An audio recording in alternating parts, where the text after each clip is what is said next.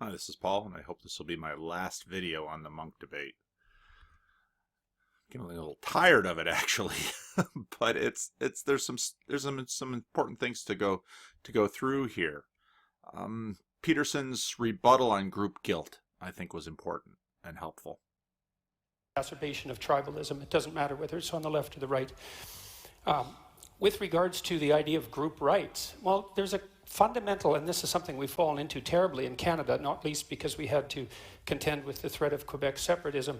But the idea of group rights is extraordinarily problematic because the obverse of the coin of individual rights is individual responsibilities. And you can hold an individual responsible, and an individual can be responsible. And so that's partly why individuals have rights. But groups, how do you hold a group responsible? I mean, the whole idea is it's not a good idea to hold a group responsible. First of all, it flies in the face of the idea of the sort of justice systems that we've laid out in the West that are essentially predicated first on the assumption of individual innocence, but also on the possibility of individual guilt, not group guilt. We saw what happened in the 20th century many, many times when the idea of group guilt was enabled to get a foothold, let's say, in the polity and in the justice system. It was absolutely catastrophic. Now, I think he makes a good point here because there was a Babylon B meme where Bill Cosby complained that he was, it was just this tiny little portion of his life that he behaved this way. And that was then related to, there's just a tiny little portion of Planned Parenthood that does abortions versus the other medical things that they offer. When we hold individuals to account, we hold them to an account as an individual. Now you might say, well, just a part of me is wrong in this way, and I only hold up liquor stores just a very tiny portion of my time. So if you jail me, you should only jail a very tiny portion of my time. There's this consequence and guilt that we work on with individuals that is to a degree totalizing. What happens if you try and hold groups to that standard, it's very difficult, especially with respect to skin color. Let's say, I might say, well, I know for a fact all of my genetic descendants came from Europe after the Civil War, after slavery was abolished. So to what degree am I responsible for the decisions of Southern plantation white men? Now, white privilege is an idea that there are ways that I benefit from being white in this culture that people of other ethnic groups don't benefit from. And I've spoken with Asians, for example, Asians whose families have been in this country longer because they have Asian physical features. They're commonly thought of as, perpetual foreigners, and you can find videos about this too. Many, many different people have this, and a lot of this has to do with contextuality. There's a certain assumption of a multifaceted way of expressing oneself within a context, and if you break from that context, basically the group tries to put you back in. If you watch the movie Inception, if you start monkeying with the vision, the vision begins to turn on you, and that's how we as human beings keep cohesion. And so that's a very complicated thing. And again, this gets back to Peterson's idea that we know there is more wisdom and knowledge and information built into our actions than we are able to articulate. And so when we are talking about these things, we're always to a certain degree at a disadvantage. And so, okay, fine, group rights. Well, how are you going to contend with the alternative to that, the opposite of that? Where's the group responsibility? And how are you going to hold your groups responsible? Well, we don't have to talk about that because we're too concerned with rectifying historical injustices, hypothetical and otherwise. Okay, historical injustices. This gets to be a very difficult thing. At one point in time, the Homo sapiens who crossed the Bering Sea land bridge were at least partially responsible, and there's a huge debate to what degree they were responsible for wiping out the large mammals in North America. To what degree shall we hold Native Americans responsible for that environmental devastation? Someone might say, that was, 10,000, 15,000 years ago. How on earth can you hold me responsible for that? Well, to what degree shall we hold all Homo sapiens responsible for the wiping out of the Neanderthals? Well, that was 60,000 years ago. How are we going to hold ourselves responsible for being that? Well, part of what happens in our culture is that if you notice in our conversations, the bad has now turned to suffering, not life itself. And this is a thing that we don't often get into when we're having the materialist debates. For example, suicide tends to be sanctioned in the materialist community, and implicit within that is the assumption that the true enemy is suffering. And so almost any remedy is warranted if suffering is to be addressed or eliminated, even destruction of consciousness itself in suicide. Now that's a very funny thing. And that dynamic is behind this conversation, because when we talk about the evils and injustices, for example, that have been committed against women, or that have been committed against Africans who are brought over here against their will as slaves, injustices that have been done against almost any group, the frame of that injustice is suffering. And the difficulty with suffering is that suffering is not only contextualized, it's individualized. I might feel myself, I think YouTube is doing me an injustice because PewDiePie has more subscribers than I do. And certainly what I am doing on YouTube is of far greater value than what PewDiePie is doing. Therefore, somehow I have to hold YouTube accountable for the suffering I am enduring to my ego, because PewDiePie, who I value as being, has his content of being less than mine, therefore an injustice is being done, and I am going to call to YouTube to remedy this injustice, because obviously what I have to say is far more important than what PewDiePie has to say. Okay, how are you going to adjudicate this? How is society going to adjudicate this? My claim of injustice, what kinds of behaviors that are normally outside of the normal social realm does this justify? These are all very difficult questions. And that's certainly not to say that there weren't any shortage of absolutely catastrophic historical injustices. Now, the difficulty that Peterson has is when he throws this as sort of a parenthetical remark, people miss it. And so one of the things that, say, Dyson is doing very effectively is, exaggerating and forefronting certain ideas. And Peterson might be helped by forefronting this idea. And in the end of my comment in the last video, I said this could actually help him in debates like this. That's not the point. The point is how you view the situation at the most fundamental level. And group rights are an absolute catastrophe, in my opinion. Come on, let's, Michelle, come in on that point. This is something you've written about. The idea that, in identity politics, the identity of the group is absolutely a valid part of the discourse, and individuals could and should be seen and participate in groups as they enter into the civic space.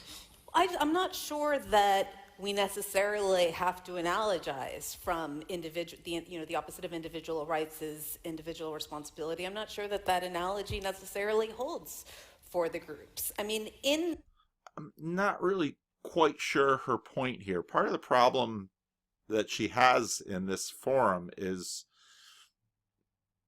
she's not making a point, making it clearly and defending it. She's kind of, it's self-expression. In the United States, and one of the things that I think is complicated about this discussion is that we're talking about three very different cultural contexts, three different histories, three different kind of legal regimes. Okay, and that's right. But that's also partly, again, consciousness. back to other conversations I'm having. Consciousness is very important here, because we can only pay attention to one thing at a time. And what I'm about to say, you're about to forget. And so what we tend to do is we make things simple and we make things bold and we try to make things memorable. And so now we've got, let's say, gay people, women, and the descendants of African slaves. Okay, we're going to take this group and we're going to hold up this group and we're going to prioritize their grievances, their claims. And we're going to say these are the ones we should focus on, which to me is always remarkable, because, well, poverty. There are illness. There are so many other causes of suffering that one might be able to highlight, to hold these up and say these are the ones that must draw our attention. Okay. Why these now? Well, it's kind of because of the flow of history. But certainly there are, if you divide people in other ways, older people are discriminated against because they're not as lovely looking as younger people. Beauty privilege. And this is where, if you read a site like Everyday Feminism, I have that on my priority list on my Feedly reader, just because every day I'm just amazed at what is put forward, and I watch the constant stream of things being put forward, and I just think, how can anyone possibly keep up with this?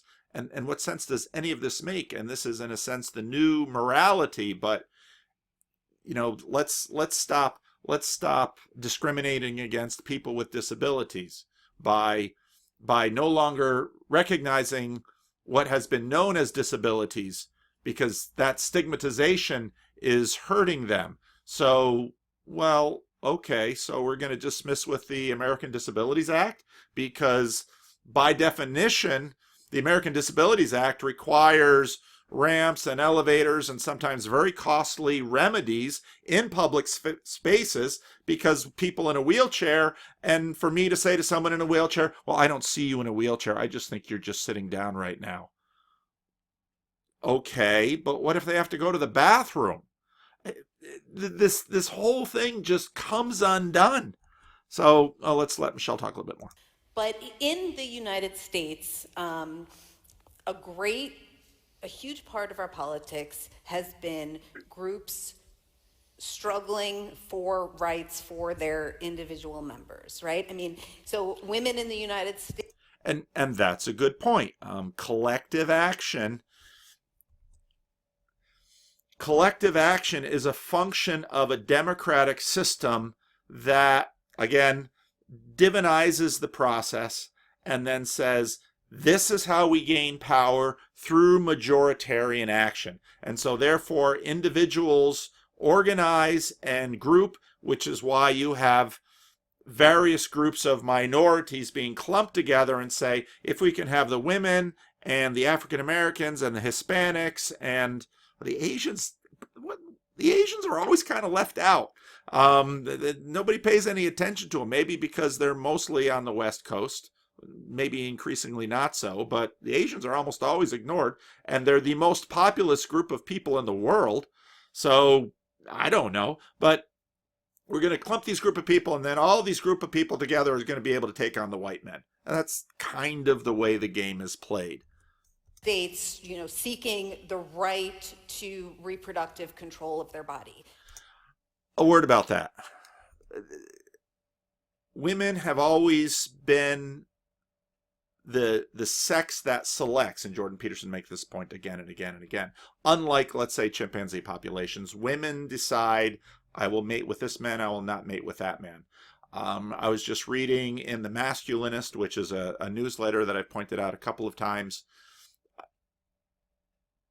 40% of men procreate, 70% of women procreate. Women do the selecting. Women are the gatekeepers. Watch Ghostbusters, the gatekeepers and the keymaster. Women are the gatekeepers. That's the way they are. Now, her point here is, again, her point about contraception and abortion, which is interesting. So in a sense, she's saying women ought to be able to have sex without worries about reproduction. I think, generally speaking, contraception is a fine thing. I'm a Protestant, not a Roman Catholic. But it's not an uncomplicated thing. And there have been some interesting conversations on the internet. Jordan Peterson has made this point in a number of places, that we don't really have any idea the ways that the pill is changing the relationship between the sexes. And that's a very interesting conversation. African Americans in the United States seeking redress from police brutality or discrimination, or simply the kind of tendency. And again, based on my last videos, this is a community of people that I have lived with, that in many ways I identify with. I almost always vote like them.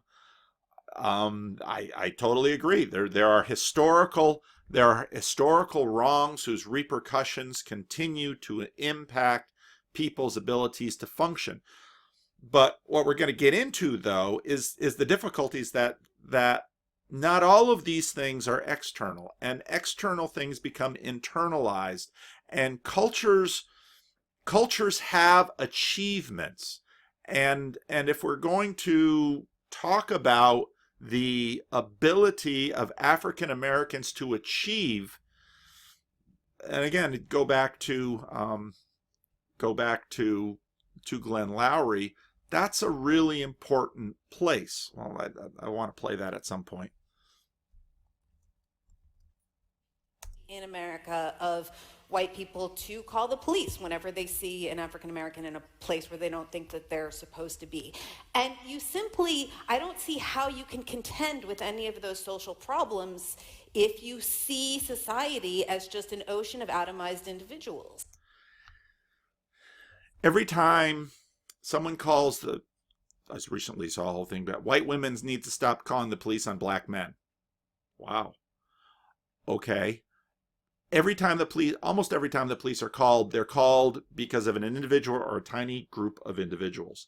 And there are a whole matrix of things going on in that moment with respect to the decision to call the police.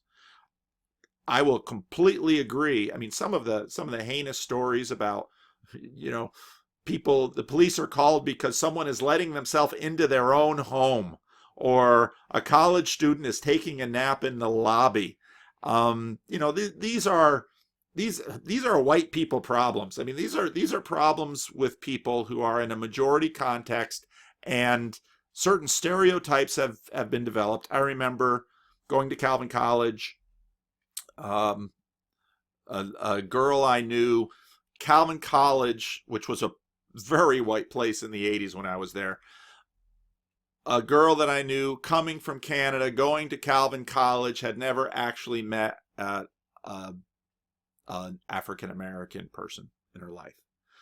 This is an 18-year-old girl. She lived in probably a fairly rural area in Canada. Just weren't many folks there. Now on one hand, you can say, yeah, well, what's wrong with you? Well, she's young. Well, they should be trained. Well, okay. So they should be trained in Canada about, well, what about Asians and Southeast Asians, and, go through the list. And this is something that comes up in the debate with Jordan Peterson. Jordan Peterson grew up with, I don't know the preferred term in Canada, Aboriginal peoples, First Nations peoples. It seems to have had a lot of experience with that particular population. No one can be expected to have a lot of experience with every population.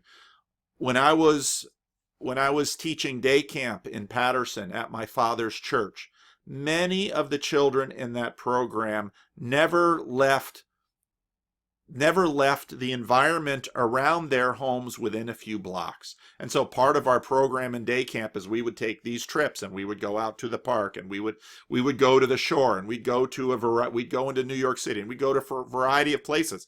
Many of these children had never had an opportunity. They're young African American children. Many of these children had never had an opportunity to get to know white folks before. So I would sit down and they'd put their fingers through my hair. I had more hair then. They'd put their fingers through my hair. I'd go to the bathroom, at a urinal, and they'd look around because they wanted to see if white all went all the way down. They're children. They're learning. They've never seen a white penis before. So, ta-da! There it is.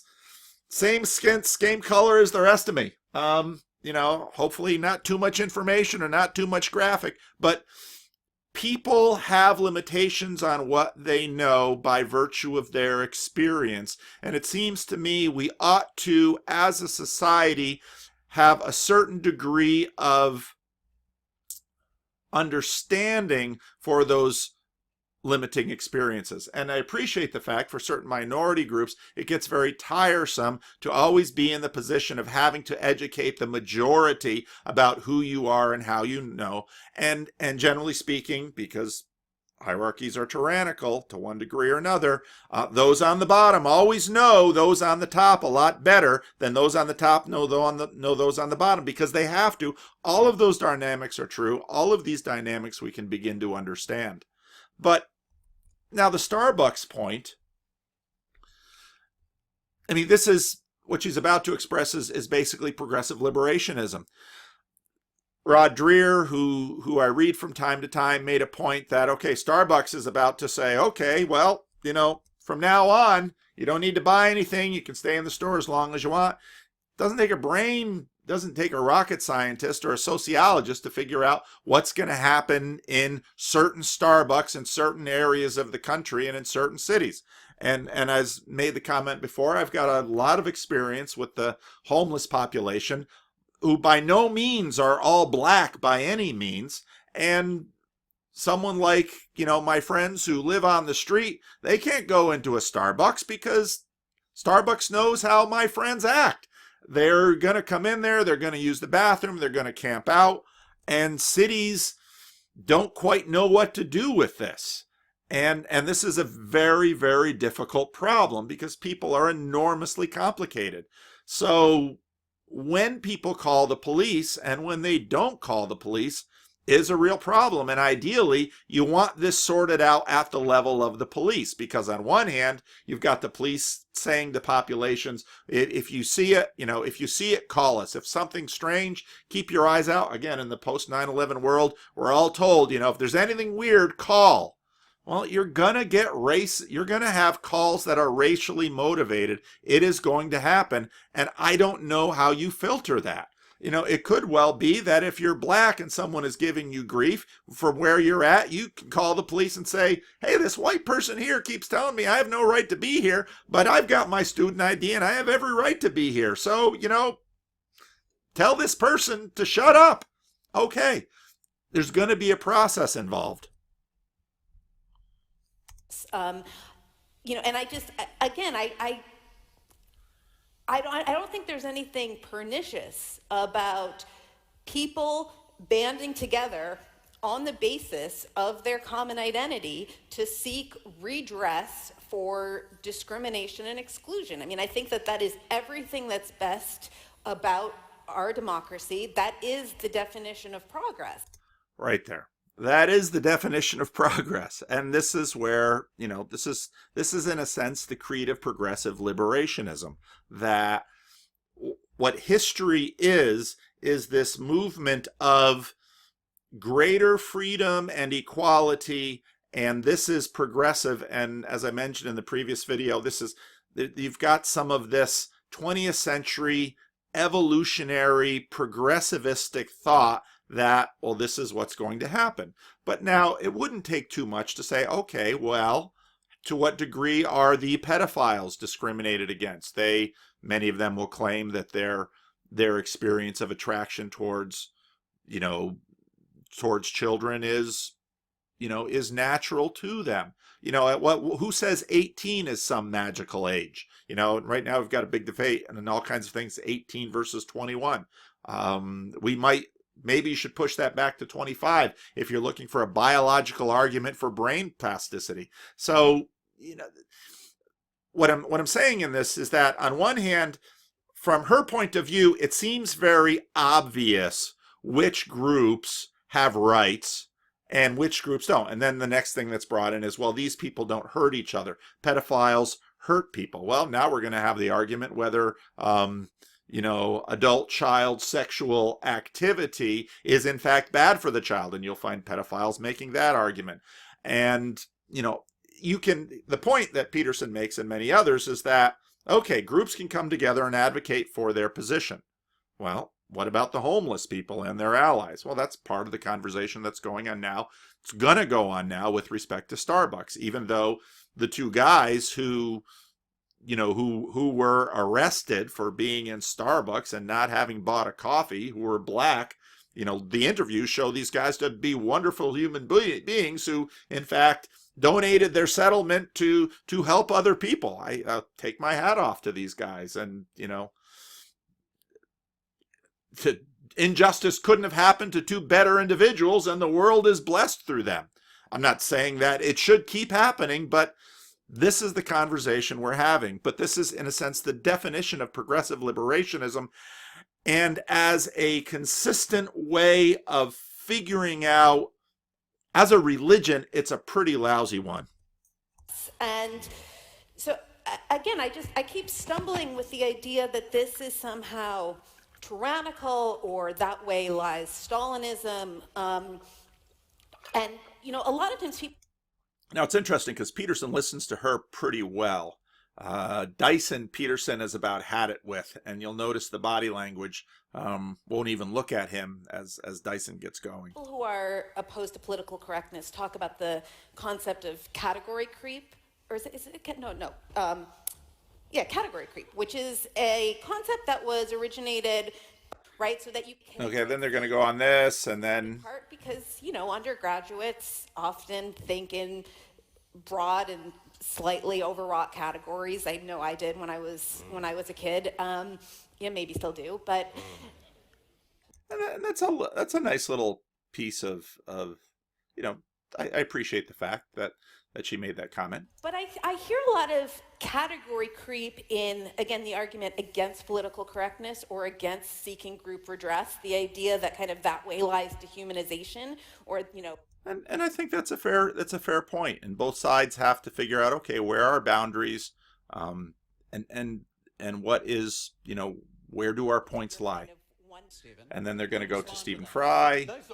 I'm still very lost about why we aren't talking about political correctness. We're talking about politics, and that's fine.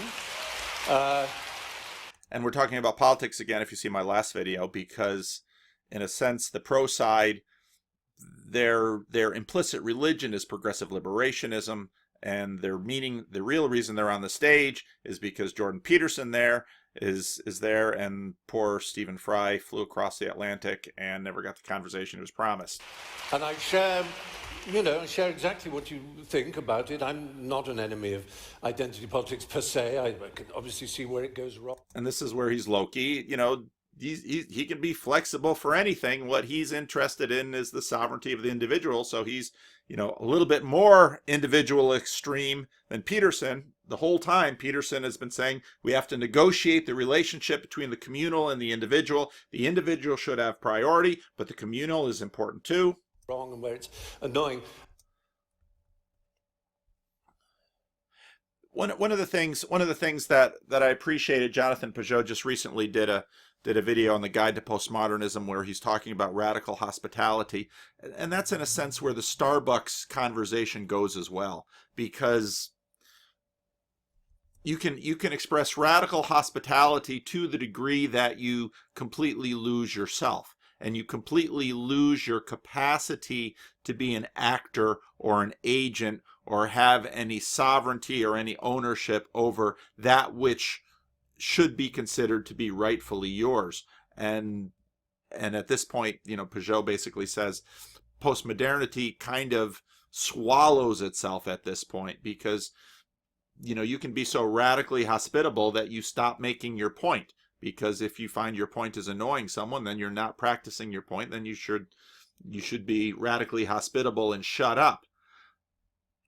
And at this point, Peugeot basically says, and this is where hierarchies assert themselves, where we have priorities of ideas, we have priorities of thoughts, and these priorities exist so that we can, in fact, have order. And what this radical hospitality really gives way to is simply chaos. Part of the difficulty here is the question, do you know when the kingdom comes? And let's jump back, Fry. We'll keep talking for a while. How well is it working for you in America at the moment? And this is the question he says. It says, okay, your political correctness, how is that working for you? Not well at all. Really isn't. Right. You can answer me in a moment. The reason that Trump and Brexit in Britain and all kinds of nativists all over Europe are succeeding is not the triumph of the right, it's the catastrophic failure of the left. It's our fault. Now notice again how many times Fry gets applause in this show. We absolutely... And that'll tell you a lot about the audience. My point is not that I've turned to the right or anything like that, or that I'm nice and fluffy and want everybody to be decent. I'm saying fuck political correctness. Resist. Fight. If you have a point of view, fight it in the proper manner, using democracy as it should be, not channels of education, not language. And I think in some ways, Fry is... This is how people fight. People fight with language. Language is the first frontier. It's so silly. But there's a chess rule, In chess, the best move to play in chess is not the best chess move. It's the move your opponent least wants you to play. At the moment, you're being recruiting sergeants for the right. By annoying and upsetting, and instead of either fighting or persuading. But political correctness is a middle course that simply doesn't work. Well, first That's of all, my point. you said be empirical. Now, empirical, as far as I know, the word means that which can be verified. And it really seems sometimes with Dyson here that he's got some ideas and his mouth just keeps running, and he's just got a list of words that he throws out there. And Falsified through the census. Exactly. So if we look at it in an objective way, the reality is that people don't have equal access to the means to articulate the very moment you're talking about. I'm talking about the empirical results of this political attitude. I understand that, but my point is... I understand that, but whose point were we talking about? Well, I'm going to hijack this. Simply this. I'm suggesting to you that people use the weapons at hand. Now, it was Abraham Joshua Heschel, the rabbi, who said, everybody's not guilty, but everybody's responsible. Now, we're going to talk about guilt quite a bit more in a little bit, because that's really where a lot of this stuff goes. Right? That's a distinction there. Everybody clearly is not guilty, but what's interesting, look at the flip side. If you have benefited from 300 years of holding people in servitude, think... Now Peterson is going to say, wait a minute, who's you? Okay, this is a collective you. And to what degree do each of us participate and benefit from this collective you? Because that is going to be met individually. For example, my friend here, to what degree did he benefit from being white? To what degree did he benefit from the various things in his life? And while he, by virtue of virtue of things that we may say he can change, well, given now what we think about mental illness, choice, what degree can he change these things? I mean, now he's in prison now. He was excluded from Starbucks and the grocery store and the convenience store, and he was excluded from the bus, and he was excluded from just about everywhere, and he would have a pretty hard time getting into an ER depending on the day and his mood and how he was, and so on and so forth. It's very difficult. These are very difficult conversations. Thinking that you did it all on your own. Why can't these people work harder? Let me see. Now he's trading in a lot of tropes here. 300 years, you ain't had no job. No job? I mean, again, who are you talking about? It's really comfortable keeping things vague here. And there's assumptions here about the groupings. So the reality is, for 300 years, you hold people in the bands. You hold them in subordination.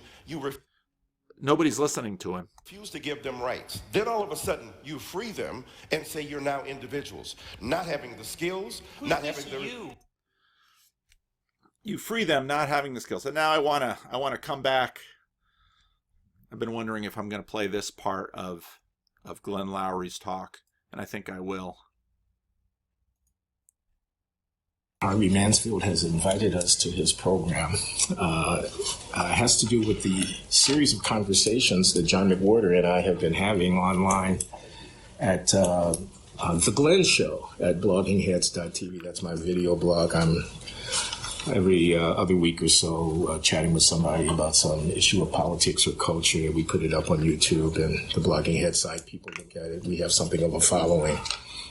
And John and I... It's too little of a following. You should have a bigger following.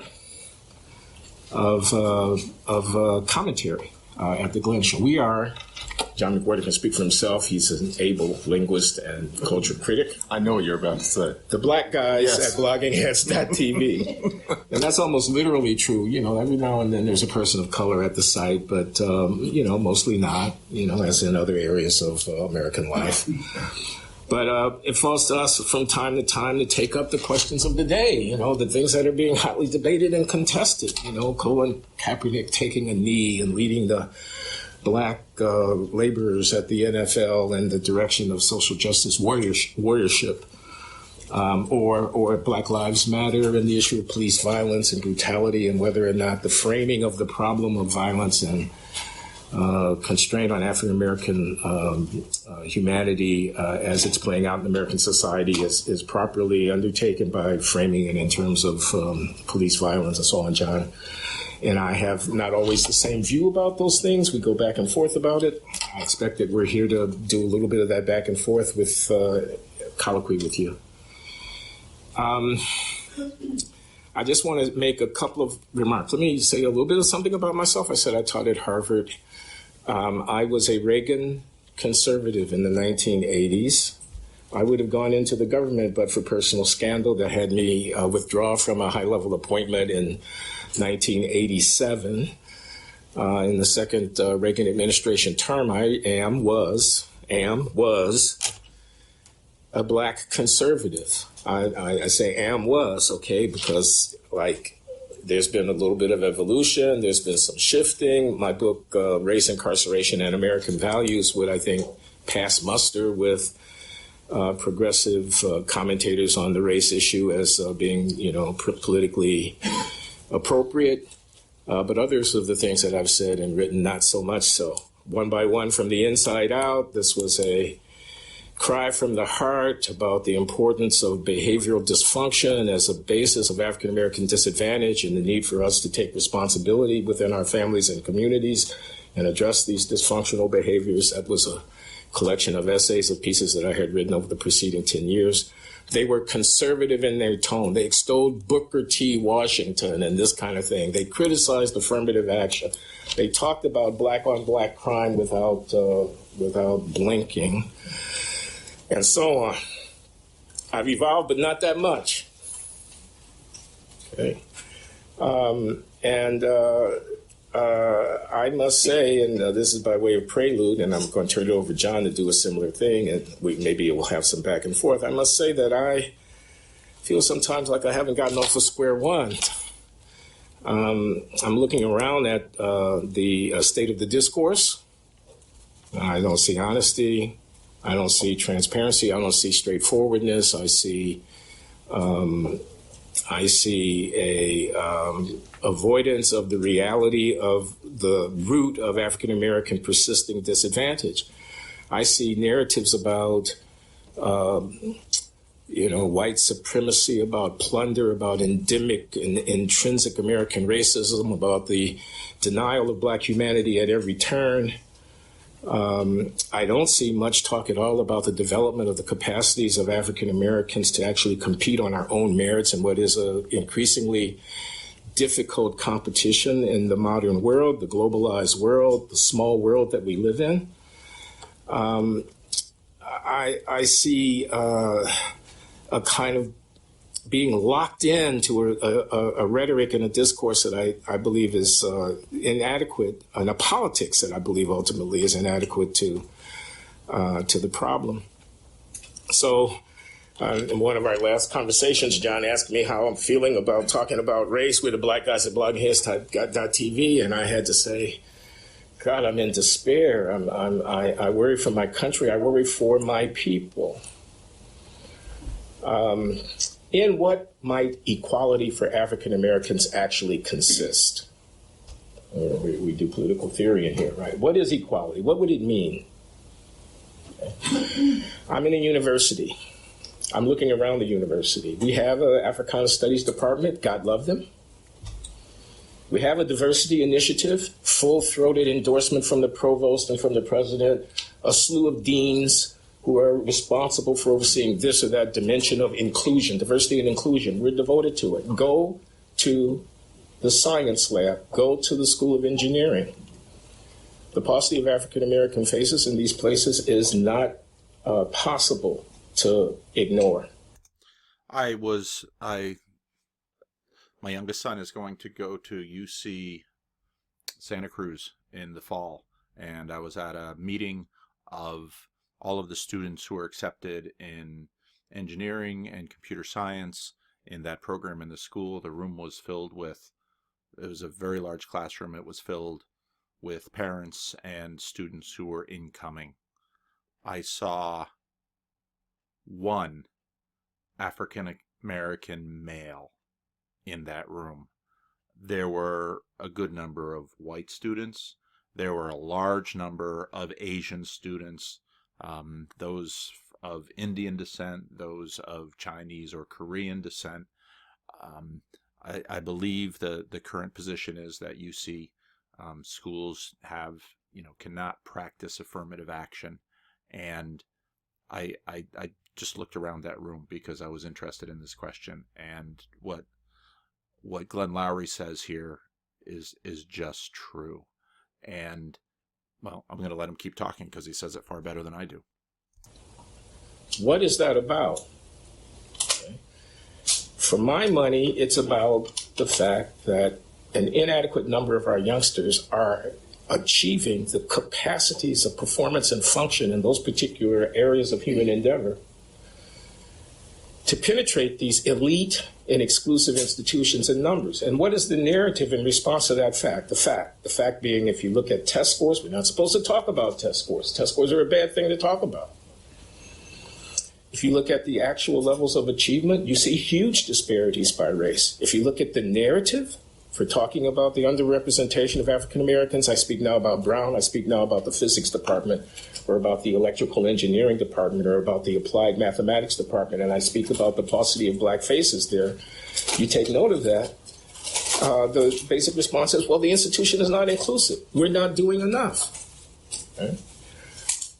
I want to say something like, if we are not able to instill within our children a capacity to function at a level that is competitive in these elite venues, we will not have true equality. Do you really think that affirmative action abetted inclusion initiatives that count heads and get the numbers up, but that don't address the underlying function, is a path to equality?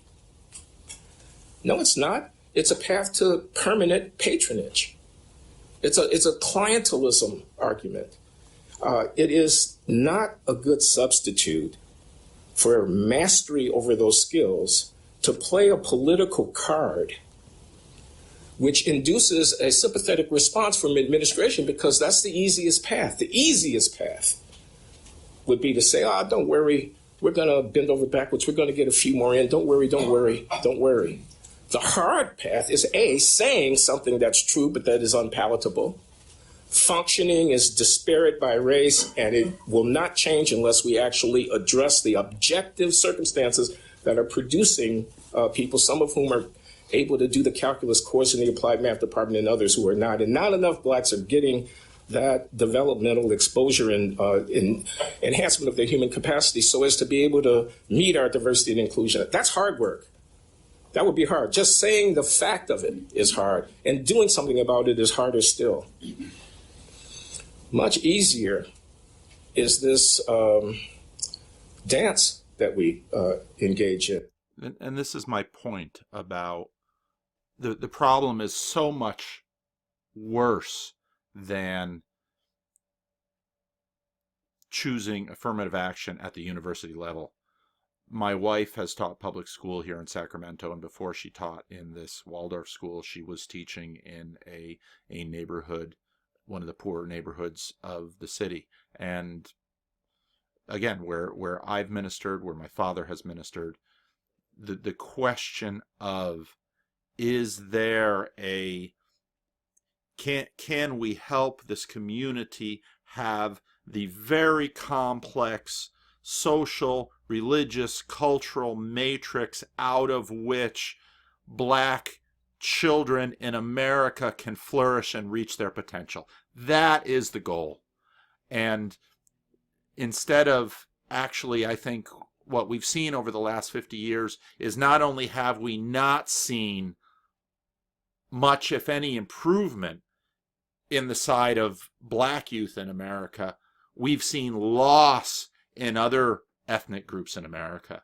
As a culture, I believe we have lost the soft, the kinds of capacities, intact families with a father and mother and child, wholeness at the family level that produces the kind of capacity from children. And we know more than we've ever known before in terms of how early this needs to begin. I was just sitting down with Sunday, I was just sitting down with an unwed mother who is, how old is she? She may be 20. I'm trying to think which of my child she's the same age as. She might be 20 years old, might be 19 years old, has a child who is under one, had this child out of wedlock. Read David Brooks' column a number of months ago on so often fathers of unwed mothers, fathers of the children of unwed mothers, initially start to try to make efforts to be involved, and that falls away. There's an entire framework that we as human beings need, that so often we inherit, that is so difficult, if not inherited, and if not supported by family and assumption and upbringing and morality and institutions and all of this. If that structure is not there, then we see the kinds of problems that I see again and again and again with children that we know starting out with non-optimal situations. And there are always the few exceptions who will be able to overcome. And some of these individuals are elders and leaders in my church who were born in poverty in Los Angeles or in other places to single motherhood. And they were some of the few individuals that were able to take advantage of some of the social programs that have been around for a couple of generations now at least. And they were able to get into college, good schools, and they were able to get degrees, and they were able to, one way or another, have an intact family system, and they were able to provide for their children what they needed. And some of those children, some of those African American children, they have flourished and they have had opportunities. And I praise God for the efforts that previous generations have gone through, so that I have no problem prioritizing these individuals for the sake of the greater culture. But the point that Lowry is making here is that it starts so young and there are so few, and that we must need a far larger conversation at a very beginning level that is going to, yes, certainly take into account the ways that racism and the history of slavery and then Jim Crow and ongoing discriminations and poverty have hurt these communities. I'm absolutely willing to have those conversations. But just like with every other community that doesn't face those significant headwinds, there still must be the kinds of family and social structure and religious context and all of those things that allow those children to come up. And what's amazing is that so often we see children coming from far more desperately poor countries as immigrants to the United States, their families might have less money than even the groups of African Americans stacked up at zero in our context. But by virtue of their culture, they are able to get in and succeed. Even the groups that the chief of staff recently was talking about, coming to this nation with parents with a 6th grade education, but their children come in and they flourish and they get moving. Not all of them, but they're able to. And so you have to say, what can we possibly do together? But it's going to be together. And it isn't going to be a clientism, as Glenn Lowry says here. It is going to be us working together at this, and to turn a blind eye to the dynamics going on within the community is not leadership within the community. And a little while from now, I'm going to play what McWhorter says about this, because I think he is dead on right about it. I'll let Lowry finish, because I am moved to tears every time I listen to this, and I must have listened to this a dozen times. This ritual that we enact, this self-flagellation that these institutions are inclined to, in which you say, oh, don't worry, don't worry, don't worry. And yet the real business of the university continues on. In other words, the world is more competitive. The world is globalized. Nobody's going to wait for these kids. It's going to be... In my mind, it's not equality. Okay? In my mind, it's not equality to have the jails overflowing with black felons. Let me just say it one more time. People who have broken the law, people who have stolen, people who have hurt other people. The jails are not full of innocent, nonviolent drug offenders who've been scooped up by racist cops. The jails are basically full of people who are dangerous, contemptuous of social order, and a threat to their neighbors, especially their black neighbors. So here we are with the jails overfull. There are too many people in prison in the United States. I've written a whole book about this. There are too many black people in prison in the United States. It's the new Jim Crow? Oh, I see. It's America's way in the 21st century of reenacting the old American drama of plundering black bodies by corralling them because there's contempt for their humanity. That's Ta-Nehisi Coates' thesis. No, it is not. And pretty much everybody knows that it is not. Anybody who lives in a city knows that it is not. They know what the character of the threats are. They know what the pathological behavior of a few people who happen to belong to this group has wrought. Okay? And yet the pablum, oh, it's the new Jim Crow. Oh, this is just America's way of denigrating black people yet again. Denial, a dishonest rhetoric, it's not a path to equality. You think people don't know? They know that you can shut them up by waving the bloody shirt of racism in their faces, by wagging your finger in their faces, that you can make them go silent. Doesn't change the objective facts on the ground. So I have probably said as much as I should say by way of introduction. I'm furious here in my 70th year of life that a half century after the civil rights movement, when I look around at the intellectual and political leadership of my people, when I look at the persisting disparate circumstances that characterizes their social condition, and when I listen to the superficial and manipulative rhetoric that's offered up by way of explanation. Superficial and manipulative rhetoric. And he's exactly right. I'm furious about that. I have decided that I'm going to devote myself to saying such truths as I think I may understand, notwithstanding the zeitgeist, on the theory that there are a few, and hopefully over time a few more, and hopefully over time a few more yet. I don't ever expect it to be a majority who will open up the discourse and allow some air to get in. Because we're dying over here. They're dying in Chicago. They're dying in East St. Louis. They're dying in Oakland, California. We're dying over here in these schools that are producing kids who can't read. We're dying in these jails full of these young men whose humanity never had a chance to reach its full extent. You're going to blame white people for that?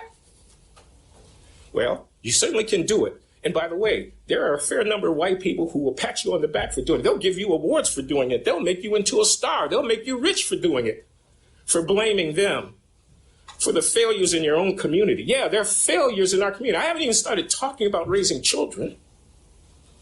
I haven't started talking about the conditions of family life. Okay, oh, no, we're not supposed to talk like that. That would be blaming the victim, wouldn't it? Asking people to raise their children is blaming the victim? So that's where I'm coming from. Y'all have at me. And we'll get back to this, because that's, like I said, that's a powerful video. Now back to this guy.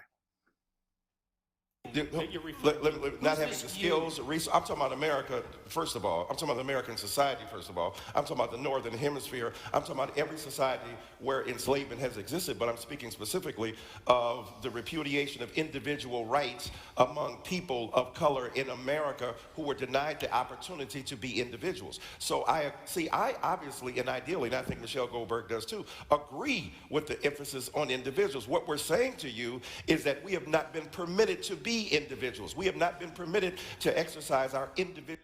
And that is very true, but to what degree is that true now? Now, it can't be, it's not binary. It's not 0 or a million. There's places in between here, and the degree to where those places are significant.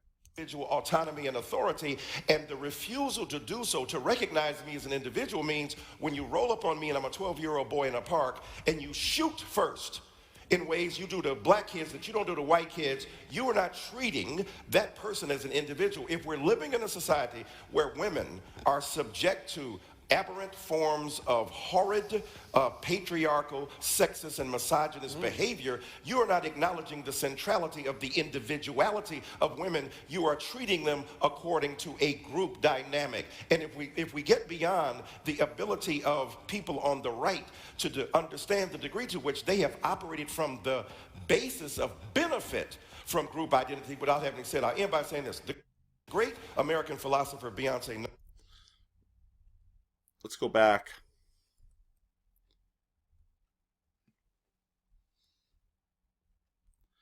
Part of the difficulty we have here is, when do you know when it's done? I remember listening to 2008 Obama acceptance speech, which I thought was an amazing speech, but it also scared me because he was basically taking a victory lap, saying, well, you know, here we are, we have a black president. Well, that solves everything. And then we get into this game. Does it solve everything? Yes or no?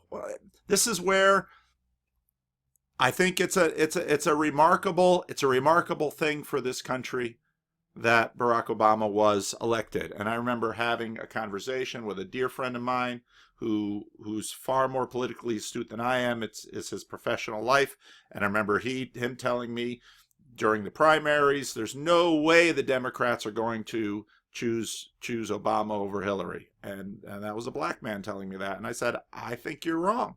I think Obama's a better candidate. I think he's going to win, and he won the whole thing, and a lot of people were, and I think that's something to rightly celebrate.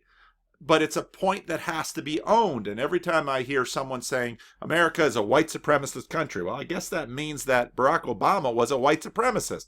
That kind of talk it's dishonest and it's stupid. So let's get a little bit into John McWhorter here.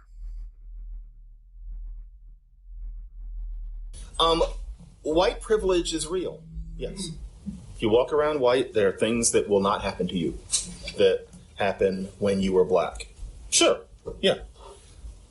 My problem is the idea that young white people need to be indoctrinated into the idea that they are privileged.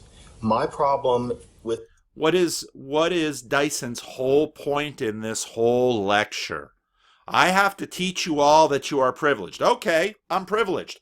I admit it. Now what? Well, there's no now what that he has to offer. You just have to keep knowing your guilt. The idea of white privilege is the idea that it's not about you. The idea is that you learn that you're privileged, but you're not allowed to have anything contradictory to say. You're just supposed to listen to any black claim that's made, and anybody that says anything about being black cannot be questioned. And frankly, no human being is that smart. You know, black people are not always right because no human beings are always right. But it's often said that it's not about you. And the idea is that it's a stain that never goes away, which I think is very much analogous to original sin. I think that the way white privilege is dealt with in the society is because of the Christian inheritance. I actually suppose that because educated people tend, not always, but tend to be ever less religious in that way, there's a replacement. It gives somebody a sense of purpose. And that's exactly right. Progressive liberationism is the replacement for Christianity for many on the American political left. They no longer believe all of the historical accoutrements of Christianity. And if you look at the evolution of the conversation, again, back into late Enlightenment, they'd say, well, now because of Darwin, we can't read the Bible as history or science, but we can read the Bible as ethics. That endures into the Cold War. At the end of the Cold War, now we can no longer read the Bible as ethics. God is not good. Christianity is evil. And, well, now you need a new ethic to replace it. Well, what is that new ethic going to be? Well, Michelle Goldberg just basically said, well, our new ethic, we can derive that from the civil rights movement.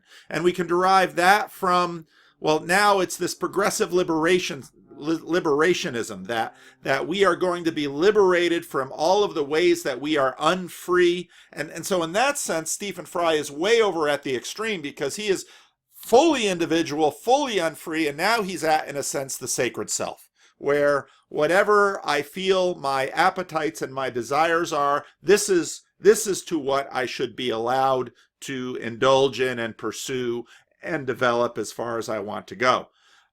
And I think McWhorter is dead on correct here. The left basically gave up Christianity, but kept Christian eschatology as soteriology. And so what happens with white privilege is now they have, in a sense, become Calvinists, but instead of the broader category of sin being the category by that which they have to, overcome, now it's just their bigotry. Now it's just the ways that they are trying to contain other people. And now they have to atone for the great history of evil that by virtue of their white skin, they have inherited the benefits of.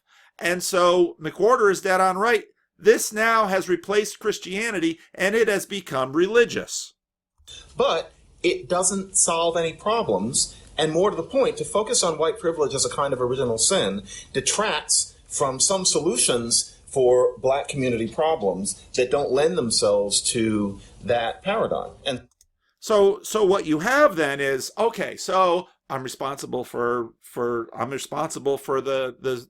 racism. I'm responsible for the slavery. I'm responsible for the new Jim Crow. I'm responsible for the continued oppression. So how do I get rid of my guilt? Well, most people don't do anything except, well, I can sell them my vote. So here's my guilt, you have my vote. And there have been, and this is where I get into my frustration with the leadership of the black community. What have they done with that vote? And this is something that Trump was able to capitalize on and say to many black folks, what have the Democrats done for you? Now, for many black folks, they're not going to vote for the Republicans for a whole variety of reasons. And I completely understand. I haven't voted for them either. But I'm not giving the Democrats my votes anymore either, because at least most of them. The Democrats that I know, Larry Carr, I respect him. A lot of the politicians that I know personally, I will vote for them. I continue to have a Democratic bias. But, it's meaningless. And that's exactly what McWhorter's going to say. So to give one example, and then I'll shut up. Trayvon Martin, Mike Brown, cops killing black people for no real reason, that is a real problem. But if you are a black person in a troubled community, the enraged white cop is one of the least of your problems. There are so many things going on. In terms of who's going to kill you, it's not going to be Darren Wilson. It's much more likely to be the other Trayvon down the street. Because of this white privilege focus, we focus on these cops and we think of Black Lives Matter as the new great society. I've noticed all over Cambridge that these Black Lives Matter signs pasted up in... The Great Society was LBJ's, LBJ's campaign. I don't even know how they got that high. Like, clearly something is going on. Black Lives Matter. Great, and Black Lives do matter. I get it. Yeah, is that what it is? And they usually on church. Some major ladders that they've gone up, which is fine. But that's not what people in those communities' problems really consist of. But so, yes, white privilege encourages us to focus on things that aren't really problems. And too many black people stay poor. Yeah, that's what I meant by that. Let me add something to that. I didn't write a piece criticizing the term white privilege, but I can think of an argument that might be worthy of considering in the context of discussing it, which is about fetishizing race. There's a lot of different kinds of privilege. The whiteness of the person, we're going to make that the touchstone for a disposition on relative power, advantage, and inheritance, status, and prerogative. Surely it's more complicated than that. I'm reading, just finished reading Matt Desmond, the sociologist Matthew Desmond's book, Evicted. It's about Milwaukee. And it's about poor people who get kicked out of their residences because they can't pay their rent. About the moving companies that come to get their stuff and set the stuff on the curb, about the storage companies that make space for their stuff to be put away for $100 a month, about the landlords who are rapacious but also hardscrabble businessmen and women trying to make a buck in a tough market, and so on. It's about Milwaukee. There's two sides of town in Milwaukee, the north side and the south side, blacks on one, whites on the other. As far as I can tell, the disadvantages, the pathos, the loss, the sense of helplessness, the marginality, the poverty, the impoverished lives, the abandoned children, the irresponsibility, the drug addiction, the violence, domestic violence, doesn't know any color in Milwaukee. As far as I can tell, those tenements on the black side of town where the black people are getting evicted are just as miserable, and those people are just as desperate as those trailer parks on the white side of town where the white people are being evicted. When I look at the Washington Post publication of the, as best they can tell from searching records, universe of cop killings in the United States, that's all of them, all 1,252 in the year 2016. I make that number up, but it's something like that, something like a little bit over 1,000. And they enumerate every single one that they could find searching all the sources. They tell us about the conditions. They tell us whether or not the assailant, the person who was shot, was armed. They tell us about the race of the person killed, about the race of the police officer, et cetera, et cetera. Were they fleeing? Whatever. How did the officer get called to the scene? There's a lot of comprehensive data there. As far as I can tell, 3 times as many whites as blacks are killed by police officers in this country in a given year. If there's a problem with the cops, it's a problem with the cops. How did it get to be white privilege when you've got white unarmed Tamir Rices getting gunned down by cops? Yes, that has happened. 3 days ago in Chicago, a police commander was gunned down in a stairwell across the street from City Hall. Okay, it happens that the police commander, a high-level officer in the Chicago Police Department, was just in the wrong place at the wrong time. He got a radio call. He ran down a stairwell. It happens that that man was white. And it happens that the multiple felon who was fleeing police and was armed and who ran down into that stairwell and was chased by this police commander and who shot him dead was black. Now, there will be no news reports, and there shouldn't be, in which it is trumpeted that black former frequent offending felon let out too early by a judge has gunned down a decent white cop. You're not going to read that story. Had the cop gotten the drop on the felon and shot him before he was murdered by him, the headline would be, yet another young black man, I don't know how old, gunned down by a racist white cop. Okay. Privilege, including the privilege of exercising the prerogatives of citizenship without undue violent interference from agents of the state, doesn't know any color. Do you think that race card playing kids at these liberal venues, newsrooms, where they can define the debate simply by demonstrating their anger at how dare you white people write a story like that? Lecture halls, where they can set the temper of what is going to be said and what can't be said based upon claims of privilege. You don't know how my ancestors have suffered. You don't know what it's like to be black. Do you think that's not power? Do you think the ability to shut down a conversation, to shut people up, is not power? Do you think the people who exercise that prerogative don't know that they have power?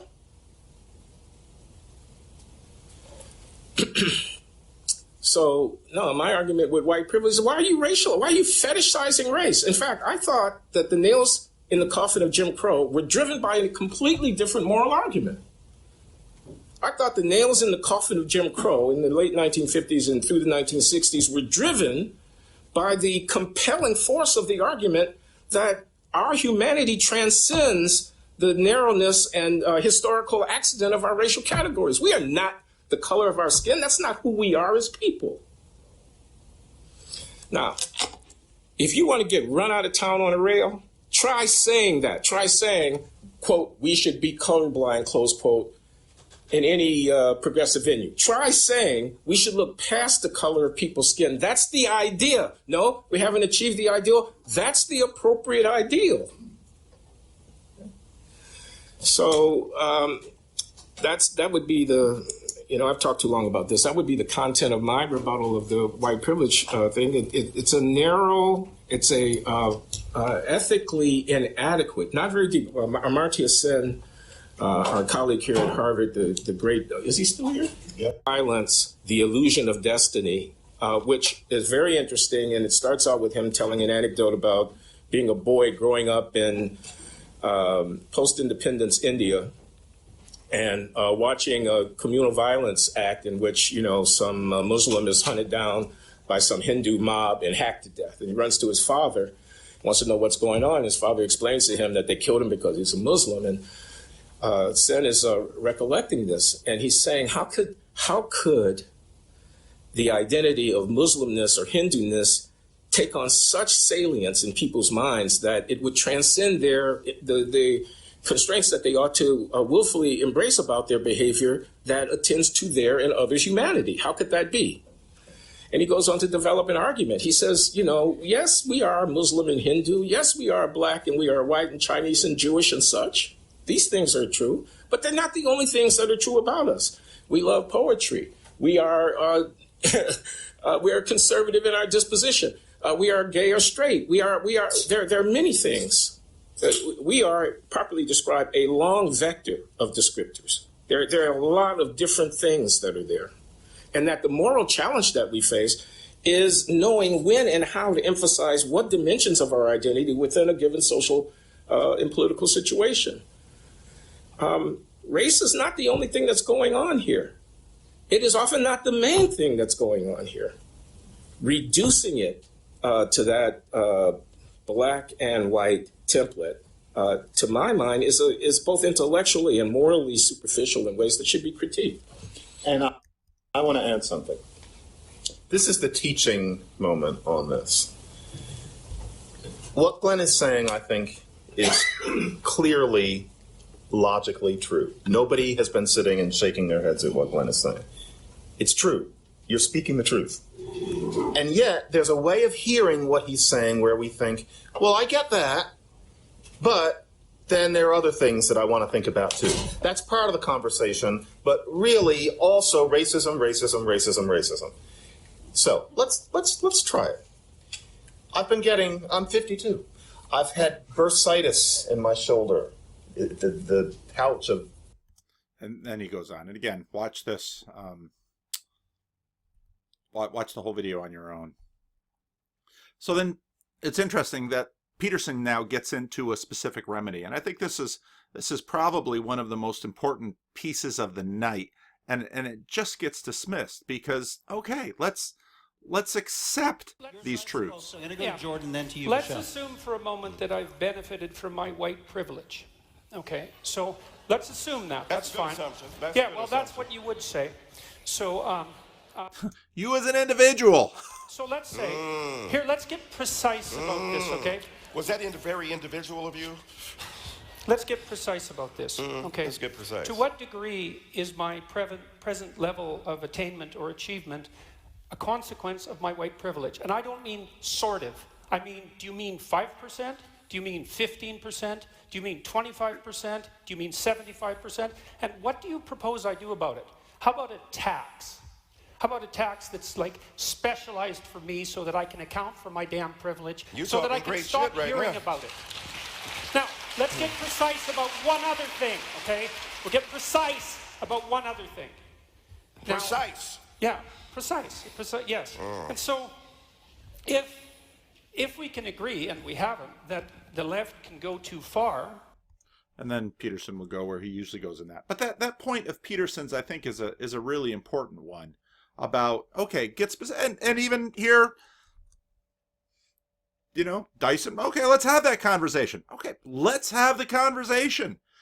Can the guilt be I mean, this is John Brown's question, and Abraham Lincoln's question. To what degree can communal collective guilt be washed away? Well, these are really hard things. Now, a little bit earlier, McWhorter then goes into the white problem and the black problem. And I think, again, this is, maybe this is all just an excuse for me to play this video to you, because I know some of you won't listen to it otherwise. And I think this is a vitally important conversation to watch when it comes to race. John. I'm not 70. Let's establish that first. I'm 52, and that's the oldest I've ever been. And I share Glenn's frustrations for many of the same reasons. And as we've discussed on Blogging Heads, I write about race less since about early last year than I ever have before. I quietly turn down most offers. I no longer speak live about race at all, except when it involves Glenn, despite the money that I could make doing it. And it is because of a certain stalemate in the dialogue that I see. And I'm not sure that we can quite get past it. And it's based on really just two things. It's not complex. It's actually rather simple. It's two log jams that make it impossible to have an honest conversation about race in this country right now. And I've decided to sit out the debate for about 5 years until fashions change. And I don't want to make it seem like I'm talking around the fact that, as Glenn was referring to, the idea that freshmen are now given Ta-Nehisi Coates' book to read, to me, basically just stops the race debate in its tracks. If it's going to be like that, then I'm not in it until some time passes. This is what I mean. There are two problems. One is a white problem, one is a black problem. I'm going to do the white one first. It has become a matter of religious faith among educated white people in America to feel a sense of atonement for being racist. When I say that it's religious, I don't mean that as a kind of trash talk. I don't mean that as a way of getting attention. I mean that it has become a matter of what any anthropologist who had no pre-existent biases would identify as a religious faith. We don't use the word religion, but it is a faith. And that is the idea that, for example, I'm going to use a phrase that we're all so used to, but really break it down. America needs to come to terms with racism. Okay. What terms? What does that mean? Come to terms.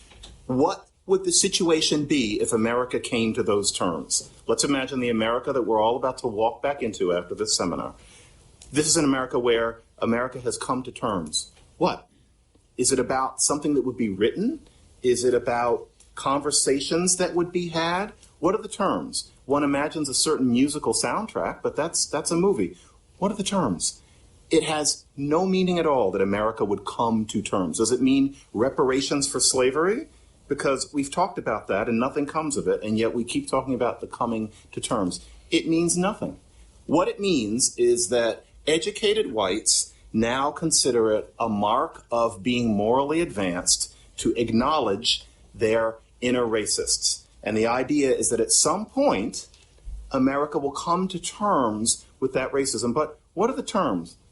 That has no meaning except as an analogy to Christian theological conceptions. It's about a judgment day.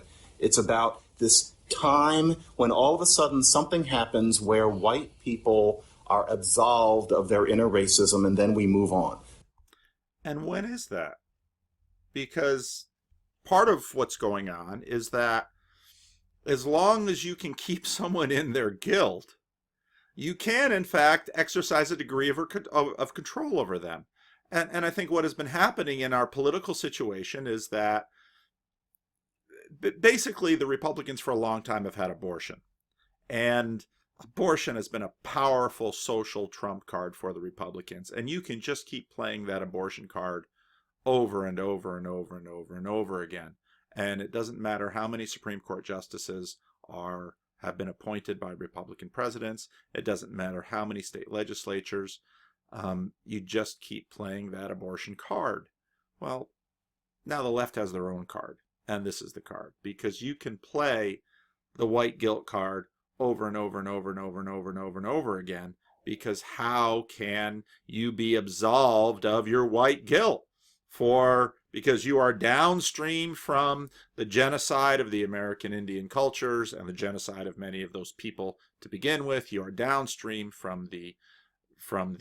you're downstream of the patriarchy. You are downstream of the racism and the slavery. And so, boy, you can just keep going with this sucker.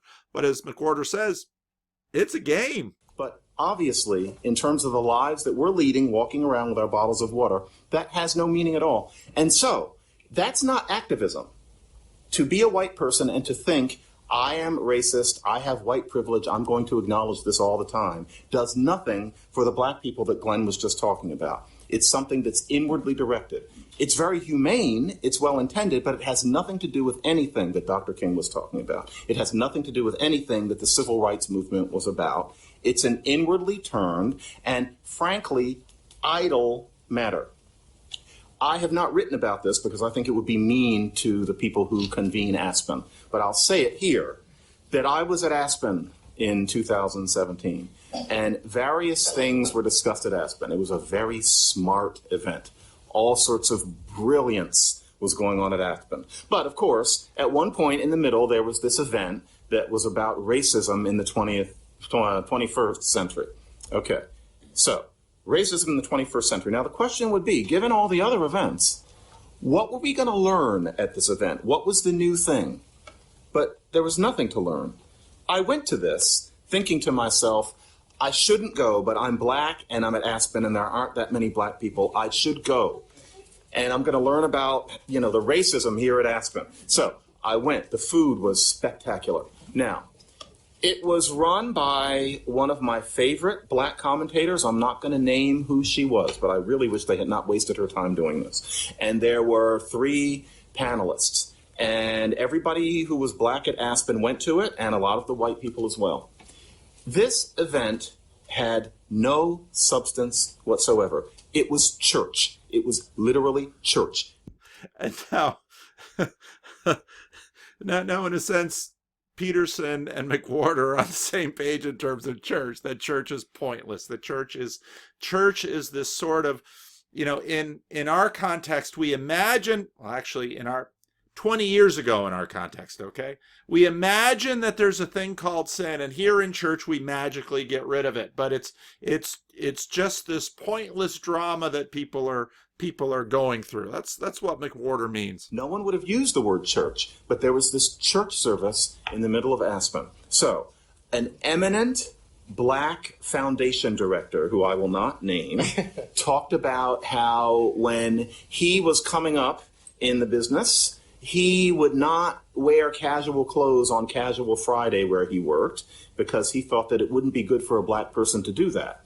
And everybody clapped. That was considered very funny. Then a middle-aged, I know I'm middle-aged too, a middle-aged white man talked about how he has a coach to teach him about white privilege every week. Somebody comes to his house every week and teaches him that he's privileged as a white person, and everybody clapped. In other words, he has a pastor. And then everybody left, and everybody talked about how wonderful this event had been. Nobody learned anything. That event served for white people at Aspen to atone for being racist, and everybody went off and actually learned things. It was a church service. That is the way things are now. Every third story on Slate is a church service. Every third story at NPR is a church service. It really doesn't help anything. To acknowledge that racism is something more abstract than cross burnings on lawns is one thing. To walk around thinking of it as a permanent stain that you must always atone for and never really will until America, quote unquote, comes to terms with racism is fiction. It is something as benighted and idle as something that we might see in an unlettered tribe and find curious. That is the white problem. If you want to listen to the black problem, I think most of my audience is white. If you want to listen to the black problem, listen to the whole video. Because something else I wanted to play. This issue of guilt. Now it's interesting how we're coming back to this issue of guilt. And one of the best things that I've seen on this issue is The Strange Persistence of Guilt by Wilfred McClay, and on the Hedgehog Review, and I'll put the link to it, and it's here, so let's play it. God might be dead, the influence of religion subliminal, but guilt nonetheless persists. Writing in the Hedgehog Review, Wilfred M. McClay asks how one can account for the rise of the prestige of victims in the contemporary world. Read by me, Scott Siscon, for Curio.io. Now what's interesting here is we have this guilt. We have this white guilt. We have this genocide guilt. But this is only the beginning of our guilt. We have environmental guilt. There's no end to the guilt. And just like the guilt that Dyson would like to hang around Peterson's neck, and then later Dyson is going to, okay, you're an angry white guy. Okay, they're going to fight about that. And then, well, you come with me to a Black Baptist church. And what? And what? Oh! And what? You know, and Peterson quite rightly says, I grew up amongst indigenous people. I have some understanding about privilege. I have some understanding about how, depending on who you are, but then again, in other communities, I was in many black spaces in which it was not a good thing to be a white guy. So I understand both sides of privilege. Maybe not enough, maybe not sufficiently enough for you who would wish to judge me. Fine. But the point is, there's no way to get rid of this guilt, and this isn't just black and white. This is endemic, and especially as I look at the younger generation growing up now, who's being educated by our universities. Those of us living in the developed countries of the West find ourselves in the tightening grip of a paradox, one whose shape and character have so far largely eluded our understanding. It is the strange persistence of guilt as a psychological force in modern life. If anything, the word persistence understates the matter. Guilt has not merely lingered, it has grown, even metastasized into an ever more powerful and pervasive element in the life of the contemporary West, even as the rich language formerly used to define it has withered and faded from discourse, and the means of containing its effects, let alone obtaining relief from it, have become ever more elusive. This paradox has set up a condition in which the phenomenon of rising guilt becomes both a byproduct of and an obstacle to civilizational advance. The stupendous achievements of the West in improving the material conditions of human life and extending the blessings of liberty and dignity to more and more people are in danger of being countervailed and even negated by a growing burden of guilt that poisons our social relations and hinders our efforts to live happy and harmonious lives. I use the words strange persistence to suggest that the modern drama of guilt has not followed the script that was written for it. Prophets such as Friedrich Nietzsche were confident that once the modern Western world finally threw off the metaphysical straitjacket that had confined the possibilities of all previous generations, the moral reflexes that had accompanied that framework would disappear along with them. With God dead, all would indeed be permitted. Chief among the outmoded reflexes would be the experience of guilt, an obvious vestige of irrational fear promulgated by oppressive, life-denying institutions erected in the name and image of a punitive deity. Indeed, Nietzsche had argued in 1887's On the Genealogy of Morality, a locus classicus for the modern understanding of guilt, that the very idea of God, or of the gods, originated hand in hand with the feeling of indebtedness, the German Schuld, or guilt, being the same as the word for debt, Schulden. The belief in God or gods arose in primitive societies, Nietzsche speculated, out of the dread of the ancestors and a feeling of indebtedness to them. This feeling of indebtedness expanded its hold in tandem with the expansion of the concept of God, to the point that when the Christian God offered itself as the maximal God yet achieved, it also brought about the greatest feeling of indebtedness on earth. But we have now started in the reverse direction, Nietzsche exulted. With the death of God, meaning God's general cultural unavailability, we should expect to see a consequent decline in the consciousness of human debt. With the cultural triumph of atheism at hand, such a victory could also release humanity from this whole feeling of being indebted toward its beginnings, its prima causa. Atheism would mean a second innocence, a regaining of Eden, with neither God nor Satan there to interfere with and otherwise corrupt the proceedings. And you can hear some of this hope in the new atheists that, if we get rid of Christianity, we will get rid of all of this stuff that we have, and then we'll be free. Well, of course we'll be moral. We'll be moral and we'll do what we need to do, but we'll also be free and no more of all of these crazy, tribalistic, traditional restrictions. Bring this over to the progressive liberationists, and we'll just keep liberating folks. Well, really? Is that where this is going to go? This is not quite what has happened, nor does there seem to be much likelihood that it will happen in the near future. Nietzsche's younger contemporary, Sigmund Freud, has proven to be the better prophet, having offered a dramatically different analysis that seems to have been more fully borne out. In his book, Civilization and Its Discontents, or Das Unbehagen in der Kultur, Freud declared the tenacious sense of guilt to be the most important problem in the development of civilization. Indeed, he observed, the price we pay for our advance in civilization is a loss of happiness through the heightening of the sense of guilt.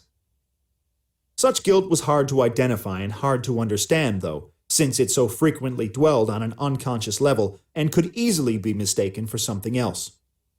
It often appears to us, Freud argued, as a sort of malaise, or Unbehagen, a dissatisfaction, for which people seek other explanations, whether external or internal. Guilt is crafty, a trickster and chameleon, capable of disguising itself, hiding out, changing its size and appearance, even its location, all the while managing to persist and deepen. This seems to me a very rich and incisive description, and a useful starting place for considering a subject almost entirely neglected by historians: the steadily intensifying, although not always visible, role played by guilt in determining the structure of our lives in the 20th and 21st centuries. By connecting the phenomenon of rising guilt to the phenomenon of civilizational advance, Freud was pointing to an unsuspected but inevitable byproduct of progress itself, a problem that will only become more pronounced in the generations to come. What is interesting now, think about the language of the university. The professor. Well, why do we call university professors professors? What are they professing? Well, go back into the history of the university. The university grows out of Western Europe, out of the church. The university comes to the city, and you had the monastic movement, and the monasteries preserved the culture and the learning and all of that. Well, the university now becomes, still within the church, a bit more open place to train. And what are the professors doing? I mean, you're coming out of medieval Europe. All of this knowledge is God's knowledge. All of this science is God's science. And so professors are doctors of philosophy. Well, what is this philosophy? Well, it's some classicism, but it's also Christianity. And so now it's very interesting that professors, let's say if you read George Marsden's book about the secularizing of the university, I don't know if I have that book here or at home. 100 years ago, and currently still in Calvinist schools, you at university, you might college or university, you might learn about the ways that you are guilty and how Jesus can help you with your guilt.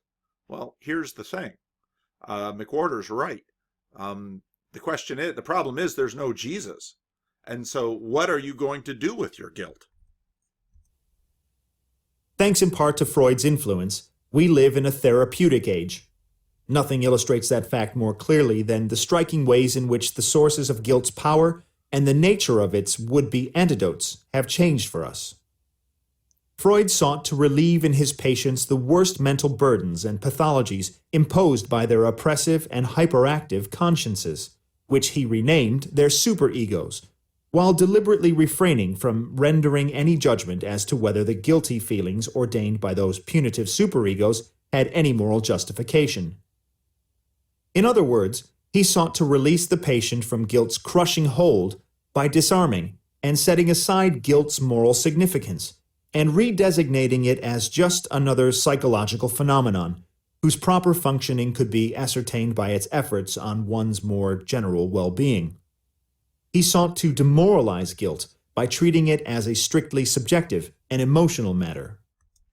Now, one of the early and best series on HBO was The Sopranos. And right there, at least to the degree that The Sopranos stuck to the tension of the therapist trying to apply therapy to a mob boss who is a ruthless killer, well, to what degree can she demoralize his guilt? Okay, you've got guilt. And so one of the things that nagged the story of The Sopranos was, to what degree ought you to feel guilty? So now we are in a very different moment than when The Sopranos aired. Now we have a culture where the predominant voices of the culture are saying, guilt is good.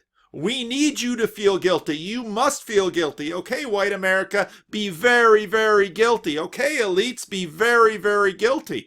In a sense, Donald Trump is the new Jesus in that he gets rid of guilt, not dying for us, but he gets rid of guilt by saying, I'm post-moral. Health was the only remaining criterion for success or failure in therapy, and health was a functional category, not an ontological one. And the non-judgmental therapeutic worldview whose seeds Freud planted has come into full flower in the mainstream sensibility of modern America, which in turn has profoundly affected the standing and meaning of the most venerable among our moral transactions, and not merely matters of guilt. Take, for example, the various ways in which forgiveness is now understood. Forgiveness is one of the chief antidotes to the forensic stigma of guilt, and as such has long been one of the golden words of our culture, with particularly deep roots in the Christian tradition, in which the capacity for forgiveness is seen as a central attribute to the deity itself. Now, this is where, if you go back to Peterson's conversations about individuals and communities. So, okay, let's say I feel guilty for the way that white people have, the way discrimination has hurt black people, people of color. Okay, I feel guilty about it. Okay, how can I be absolved of this guilt? One black person comes to me and say, Paul, you're forgiven. Okay, but another one says, hey, Whitey, I ain't forgiven you. I ain't forgiven you nothing. Okay, am I forgiven? Who's to tell? If I wrong an individual and I ask for forgiveness and they say, I forgive you, and they continue to release me from that debt, well, then it's clear. But how can this be transacted with a community?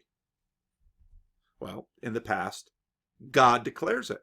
What if there is no God?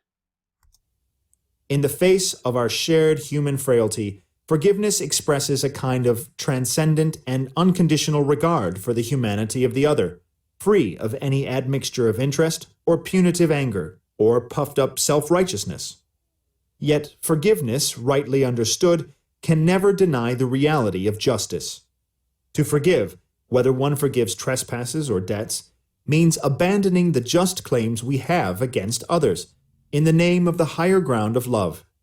Forgiveness affirms justice even in the act of suspending it. It is rare because it is so costly. In the new therapeutic dispensation, however, forgiveness is all about the forgiver and his or her power and well-being. We have come a long way from Shakespeare's Portia, who spoke so memorably in The Merchant of Venice about the unstrained quality of mercy, which droppeth as the gentle rain from heaven, and blesses both him that gives and him that takes. And an even longer way from Christ's anguished cry from the cross, forgive them, for they know not what they do. And perhaps even further yet from the most basic sense of forgiveness, the canceling of a monetary debt or the pardoning of a criminal offense. In either case, a very conscious suspension of the entirely rightful demands of justice. We still claim to think well of forgiveness, but it has in fact very nearly lost its moral weight by having been translated into an act of random kindness, whose chief value lies in the sense of personal release it gives us. Now, not only forgiveness, but grace. Notice grace has become kindness. One of C.S. Lewis's points is that everything has become kindness. Well, you have a problem there. When everything is reduced to kindness, other more weighty, powerful things we need are no longer available to us. Forgiveness, proclaimed the journalist Greg Easterbrook, writing in BeliefNet, is good for your health. Like the similar acts of confession or apology and other transactions in the moral economy of sin and guilt, forgiveness is in danger of being debased into a kind of cheap grace, a waiving of standards entirely, standards without which such transactions have little or no moral significance. Now, often I'll hear, well, why can't God just forgive without Jesus? Well, that's essentially the forgiveness that people are talking about, a waiving of standards. Oh, you killed all of you killed 95 of the indigenous people in the Americas because you didn't realize that the germs on your ship and in your body and the mosquitoes and all of the other things that you were carrying across the Atlantic and you didn't realize it.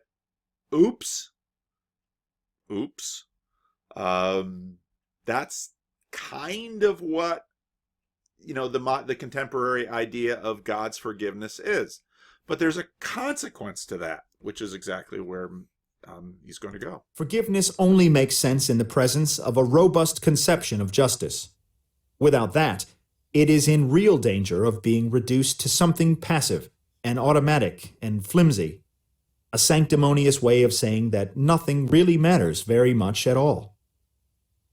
The therapeutic view of guilt seems to offer the guilt-ridden an avenue of escape from its power, by redefining guilt as the result of psychic forces that do not relate to anything morally consequential.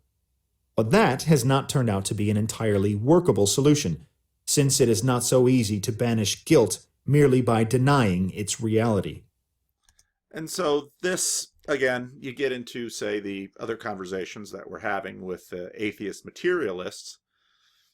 What is the reality of guilt if there isn't another human actor? Let's say, is guilt incurred by the destruction of the large mammals of North America by the original migrants who come over the Bering Sea land bridge? Is there guilt involved? Guilt owed to whom? Do animals have rights? Again, if there is no God, it just happens. There is another powerful factor at work too, one that might be called the infinite extensibility of guilt. This proceeds from a very different set of assumptions, and is a surprising byproduct of modernity's proudest achievement: its ceaselessly expanding capacity to comprehend and control the physical world. In a world in which the web of relationships between causes and effects yields increasingly to human understanding and manipulation, and in which human agency therefore becomes ever more powerful and effective, the range of our potential moral responsibility, and therefore of our potential guilt, also steadily expands. We like to speak, romantically, of the interconnectedness of all things, failing to recognize that this same principle means that there is almost nothing for which we cannot be, in some way, held responsible. This is one inevitable side effect of the growing movement to change the name of our geological epoch from the Holocene to the Anthropocene, the first era in the life of the planet to be defined by the effects of the human presence and human power.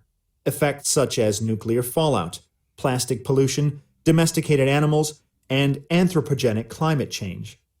Power entails responsibility, and responsibility leads to guilt. I can see pictures of a starving child in a remote corner of the world on my television, and know for a fact that I could travel to that faraway place and relieve that child's immediate suffering, if I cared to. I don't do it, but I know I could. Although, if I did so, I would be a well-meaning fool like Dickens's ludicrous Mrs. Jellyby, who grossly neglects her own family and neighborhood in favor of the distant philanthropy of African missions. Either way, some measure of guilt would seem to be my inescapable lot, as an empowered man living in an interconnected world. Whatever donation I make to a charitable organization, it can never be as much as I could have given. I can never diminish my carbon footprint enough, or give to the poor enough, or support medical research enough, or otherwise do the things that would render me morally blameless. Colonialism, slavery, structural poverty, water pollution, deforestation. There's an endless list of items for which you and I can take the rap. To be found blameless is a pipe dream, for the demands on an active conscience are literally as endless as an active imagination's ability to conjure them. And as those of us who teach young people often have occasion to observe, it may be precisely the most morally perceptive and earnest individuals who have the weakest common sense defenses against such overwhelming assaults on their over-receptive sensibilities. They cannot see a logical place to stop. Indeed, when any one of us reflects on the brute fact of our being alive and taking up space on this planet, consuming resources that could have met some other, more worthy need, we may be led to feel guilt about the very fact of our existence. The questions involved are genuine and profound. They deserve to be asked. Those who struggle most deeply with the issues of environmental justice and stewardship are often led to wonder whether there can be any way of life that might allow one to escape being implicated in the cycles of exploitation and cruelty and privilege that mark, ineluctably, our relationship with our environment. They suffer from a hypertrophied sense of guilt and desperately seek some path to an existence free of it. In this, they embody a tendency of the West as a whole, expressed in an only slightly exaggerated form. So excessive is this propensity toward guilt, particularly in the most highly developed nations of the Western world, that the French writer Pascal Bruckner, in a courageous and brilliant recent study called The Tyranny of Guilt, in French the title is slightly different, La tyrannie de la pénitence, has identified the problem as Western masochism. The lingering presence of the old notion of original sin, the ancient poison of damnation, Bruckner argues, holds even secular philosophers and sociologists captive to its logic. This is the religion that McWhorter's talking about, only far larger. For all its brilliance, though, Bruckner's analysis is not fully adequate. the problem goes deeper than a mere question of alleged cultural masochism arising out of vestigial moral reflexes. It is, after all, not merely our pathologies that dispose us in this direction. The pathologies themselves have an anterior source in the very things that make us proudest: our knowledge of the world, of its causes and effects, and our consequent power to shape and alter those causes and effects. The problem is perfectly expressed in T.S. Eliot's famous question, "After such knowledge, what forgiveness?" In a world of relentlessly proliferating knowledge, there is no easy way of deciding how much guilt is enough and how much is too much. Notwithstanding all claims about our living in a post-Christian world devoid of censorious public morality, we in fact live in a world that carries around an enormous and growing burden of guilt, and yearns, sometimes even demands, to be free of it. About this, Bruckner could not have been more right. And that burden is always looking for an opportunity to discharge itself.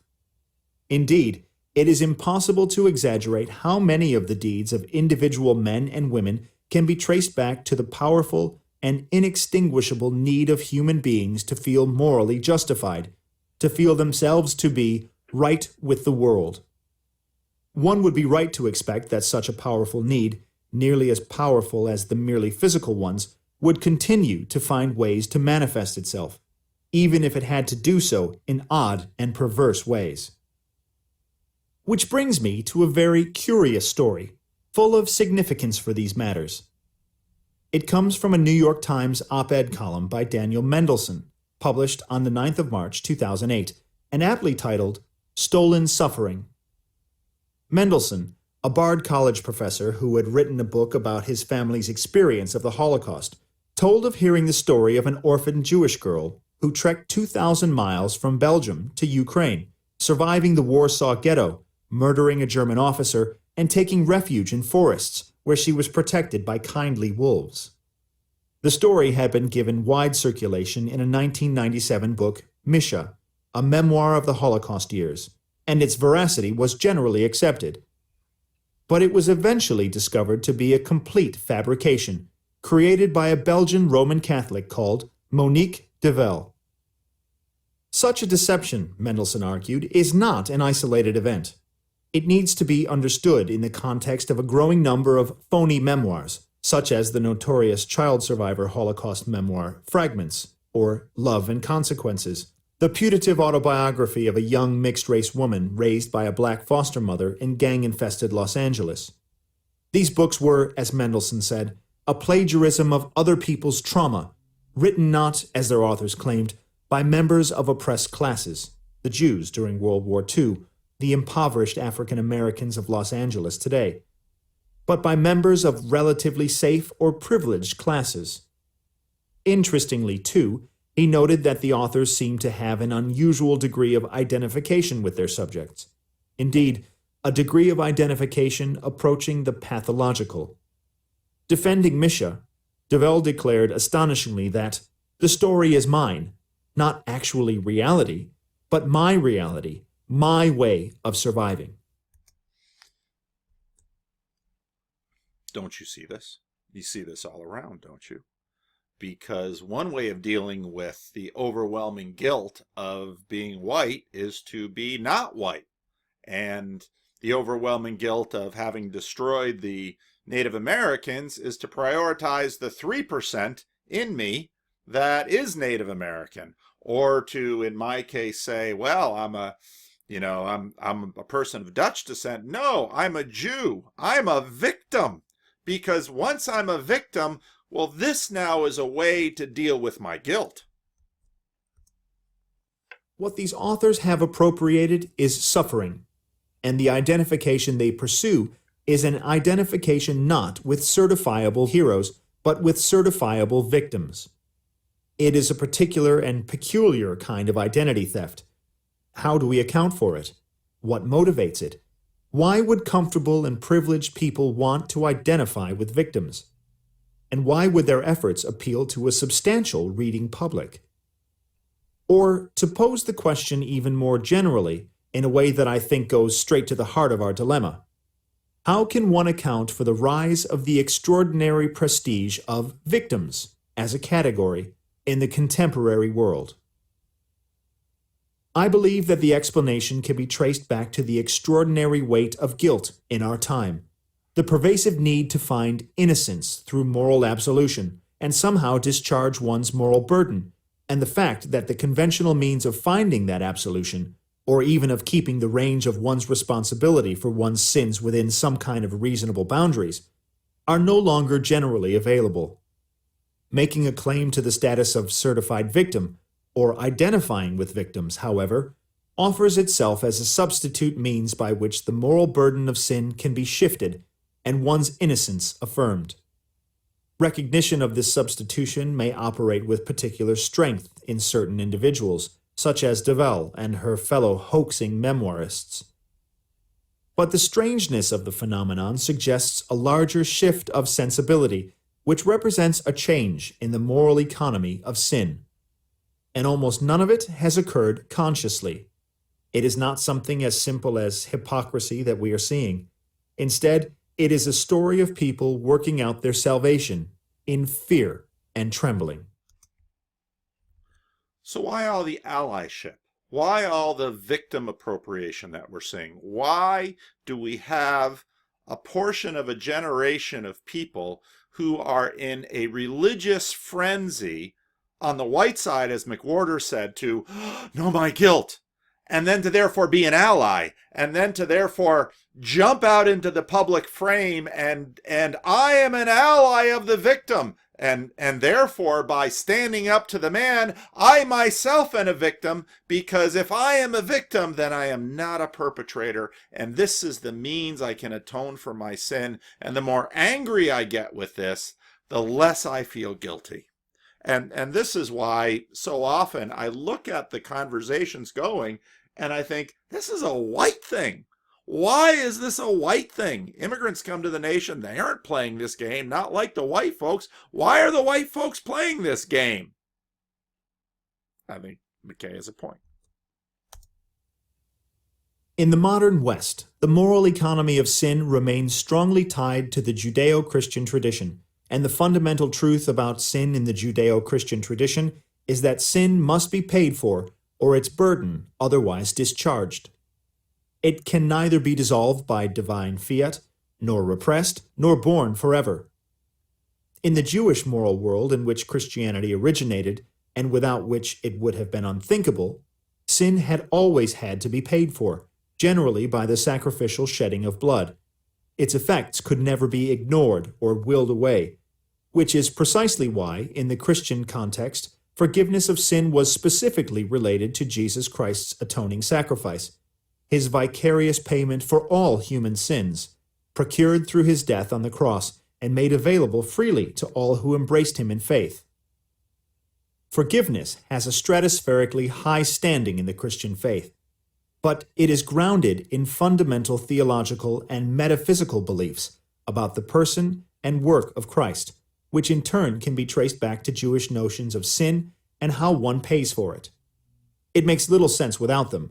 Forgiveness or expiation or atonement, all of these concepts promising freedom from the weight of guilt, are grounded in a moral transaction enacted within the universe of a moral economy of sin. But in a society that retains its Judeo-Christian moral reflexes, but has abandoned the corresponding metaphysics, how can the moral economy of sin continue to operate properly, and its transactions be effectual? Can a credible substitute means of discharging the weight of sin be found? One workable way to be at peace with oneself and feel innocent and right with the world is to identify oneself as a certifiable victim, or better yet, to identify oneself with victims. This is why the Mendelssohn story is so important and so profoundly indicative, even if it deals with an extreme case.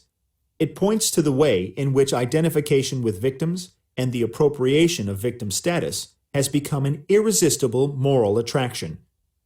It suggests the real possibility that claiming victim status is the sole sure means left of absolving oneself and securing one's sense of fundamental moral innocence.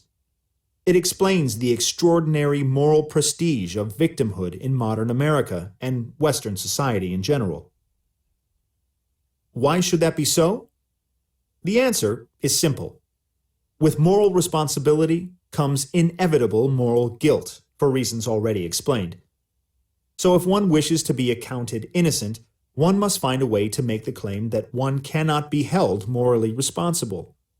This is precisely what the status of victimhood accomplishes. When one is a certifiable victim, one is released from a moral responsibility, since a victim is someone who is, by definition, not responsible for his condition, but can point to another who is responsible. So watch Dyson in The Thing. What is he doing the whole time? Y'all are responsible? Well, okay. Well, what about you? You're a leader, supposedly a leader in that community. I think you're much more a leader in the white community, and it's church. You're preaching, and you're preaching fundamentally guilt, and this is a preacher trick. So I'm going to guilt you, and so what you're going to do is you're going to give money, and I'm going to perpetually guilt you, and I'm just going to keep guilting you because that keeps you on the hook until you get to the point where you say nuts and you walk away from the religion. But victimhood, at its most potent, promises not only release from responsibility, but an ability to displace that responsibility onto others. As a victim, one can project onto another person, the victimizer or oppressor, any feelings of guilt he might harbor, and in projecting that guilt, lift it from his own shoulders. The result is an astonishing reversal in which the designated victimizer plays the role of the scapegoat, upon whose head the sin comes to rest, and who pays the price for it. By contrast, in appropriating the status of victim, or identifying oneself with victims, the victimized can experience a profound sense of moral release, of recovered innocence. It is no wonder that this has become so common a gambit in our time. So effectively does it deal with the problem of guilt, at least individually and in the short run, though at the price of social pathologies in the larger society that will likely prove unsustainable.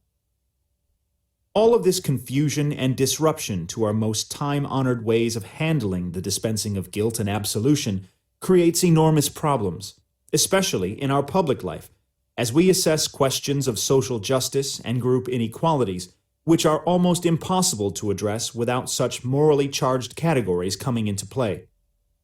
Just look at the incredible spectacle of today's college campuses, saturated as they are with ever more fractured identity politics, featuring an ever-expanding array of ever more minute grievances, with accompanying rounds of moral accusation and declarations of victimhood.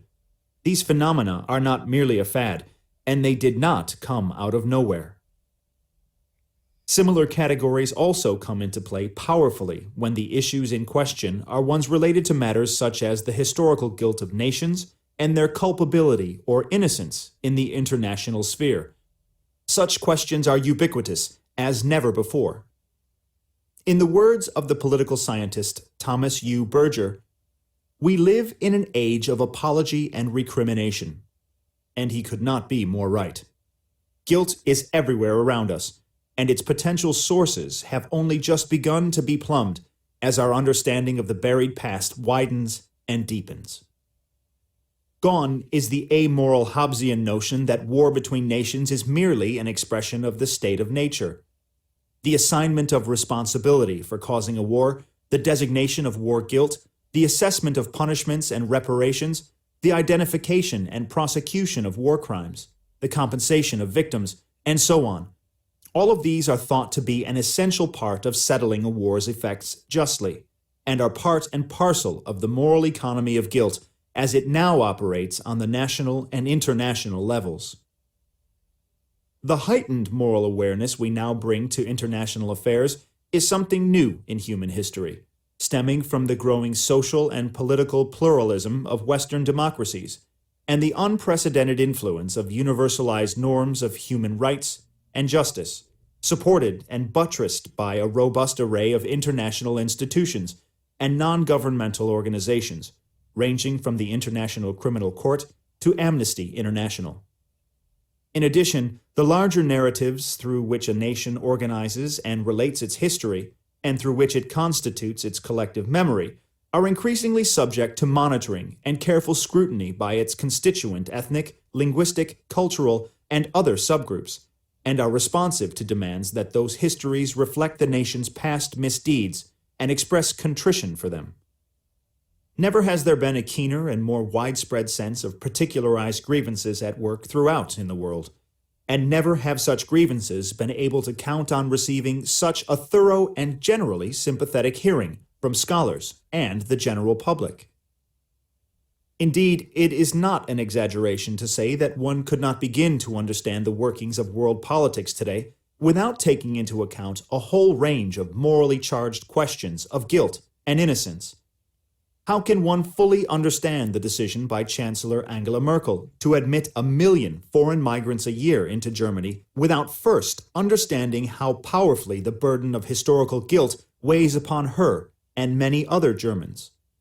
Such factors are now as much a part of historical causation and explanation as such standbys as climate, geography, access to natural resources, demographics, and socioeconomic organization. There is no disputing the fact, then, that history itself, particularly in the form of coming to terms with. Remember, McWhorter, coming to terms with. This is the new liturgy. This is how we, in a sense, theoretically atone, but not really. The wrongs of the past and the search for historical justice is becoming an ever more salient element in national and international politics. We see it in the concern over past abuses of indigenous peoples, colonized peoples, subordinated races and classes, and the like, and we see it in the ways that nations relate their stories of war. Far from being buried, the past has become ever more alive with moral contestation. Perhaps the most impressive example of sustained collective penitence in human history has come from the government and people of Germany, who have done so much to atone for the sins of Nazism. But how much penitence is enough? And how long must penance be done? When can we say that the German people, who are, after all, an almost entirely different cast of characters from those who lived under the Nazis, are free and clear and have paid their debt to the world and to the past, and are no longer under a cloud of suspicion? Who could possibly make that judgment? And will there come a day, indeed has it already arrived, with the nation's backlash against Chancellor Merkel's immigration blunders, when the Germans have had enough of the Sisyphean guilt which, as it may seem to them, they have been forced by other sinful nations to bear, and begin to seek their redemption by other means? Who, after all, has ever been pure and wise enough to administer such post-war justice with impartiality and detachment and impeccable moral credibility? What nation or entity at the close of World War II was sufficiently without sin to cast the decisive stone? The Nuremberg and Tokyo war crimes trials were landmarks in the establishment of institutional entities administering and enforcing international law. But they also were of questionable legality, reflecting the imposition of ad hoc ex post facto laws administered by victors whose own hands were far from entirely clean. Consider the irony of Soviet judges sitting in judgment of the same kinds of crimes their own regime committed with impunity. Indeed, victors who might well have been made to stand trial themselves, had the tables been turned, and the subject at hand been the bombing of civilian targets in Hiroshima and Dresden. Or consider whether the infamous Article 231 in the Treaty of Versailles, assigning guilt to Germany for the First World War, was not, in the very attempt to impose the victor's just punishment on a defeated foe, itself an act of grave injustice, the indignity of which surely helped to precipitate the catastrophes that followed it. The assignment of guilt, especially exclusive guilt, to one party or another may satisfy the most urgent claims of justice, or the desire for retribution, but may fail utterly the needs of reconciliation and reconstruction. As Elazar Barkan bluntly argued in his book The Guilt of Nations, enforcing an admission of war guilt at Versailles rather than healing, the victors instigated resentment that contributed to the rise of fascism. The work of healing, like the work of the Red Cross, has a claim all its own, one that is not always compatible with the utmost pursuit of justice, although it probably cannot succeed in the complete absence of such a pursuit. Nor does such an effort to isolate and assign exclusive guilt meet the needs of a more capacious historical understanding, one that understands, as Herbert Butterfield once wrote, that history is a clash of wills out of which there emerges something that no man ever willed. And, he might have added, in which no party is entirely innocent. So once again we find ourselves confronting the paradox of sin that cannot be adequately expiated. The deeply inscribed algorithm of sin demands some kind of atonement, but for some aspects of the past, there is no imaginable way of making that transaction without creating new sins of equivalent or greater dimension. What possible atonement can there be for, say, the institution of slavery?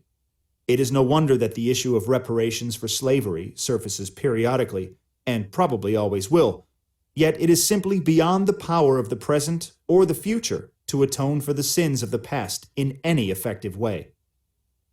Those of us who teach history and take seriously the moral formation of our students have to consider what the takeaway from this is likely to be.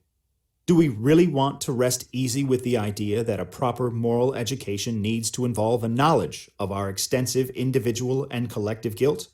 A guilt for which there is no imaginable atonement. That this is not a satisfactory state of affairs would seem obvious.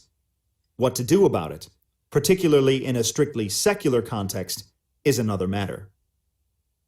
Again, the question arises whether and to what extent all of this has something to do with our living in a world that has increasingly, for the past century or so, been run according to secular premises, using a secular vocabulary operating with an immanent frame, a mode of operation that requires us to be silent about and forcibly repress the very religious frameworks and vocabularies within which the dynamics of sin and guilt and atonement have hitherto been rendered intelligible. I use the term repress here with some irony, given its Freudian provenance. But even the irreligious Freud did not envision the liberation of the human race from its religious illusions as an automatic and sufficient solution to its problems. He saw nothing resembling a solution.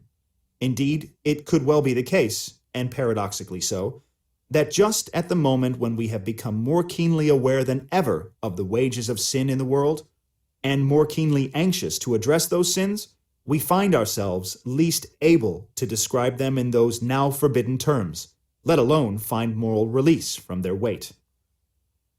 Andrew Del Blanco puts it quite well in his perceptive and insightful 1995 book, The Death of Satan. We live in the most brutal century in human history, but instead of stepping forward to take the credit, the devil has rendered himself invisible. The very notion of evil seems to be incompatible with modern life, from which the ideas of transgression and the accountable self are fast receding. Yet despite the loss of old words and moral concepts, Satan, sin, evil, we cannot do without some conceptual means for thinking about the universal human experience of cruelty and pain. If evil, with all its insidious complexity, escape the reach of our imagination, it will have established dominion over us all. So there are always going to be consequences attendant upon the disappearance of such words, and they may be hard to foresee and hard to address. What ever became of sin? Asked the psychiatrist Carl Menninger in his 1973 book of that title. What, in the new arrangements, can accomplish the moral and transactional work that was formerly done by the now discarded concepts? If, thanks to Nietzsche, the absence of belief in God is the notional condition of modern Western culture, as Paula Fredrickson argues in her study of the history of the concept of sin, doesn't that mean that the idea of sin is finished too? Yes, it would seem to mean just that. After all, sin cannot be understood apart from a larger context of ideas. So what happens when all the ideas that upheld sin in its earlier sense have ceased to be normatively embraced? Could not the answer to Menninger's question be something like Zarathustra's famous cry, "Sin is dead, and we have killed it"? Sin is a transgression against God, and without God, how can there be such a thing as sin? So the theory would seem to dictate. But as Fredrickson argues, that theory fails miserably to explain the world we actually inhabit. Sin lives on, it seems, even if we decline to name it as such. We live, she says, in the web of culture, and the biblical God seems to have taken up permanent residence in Western imagination. So much so that even non-believers seem to know exactly who or what it is they do not believe in.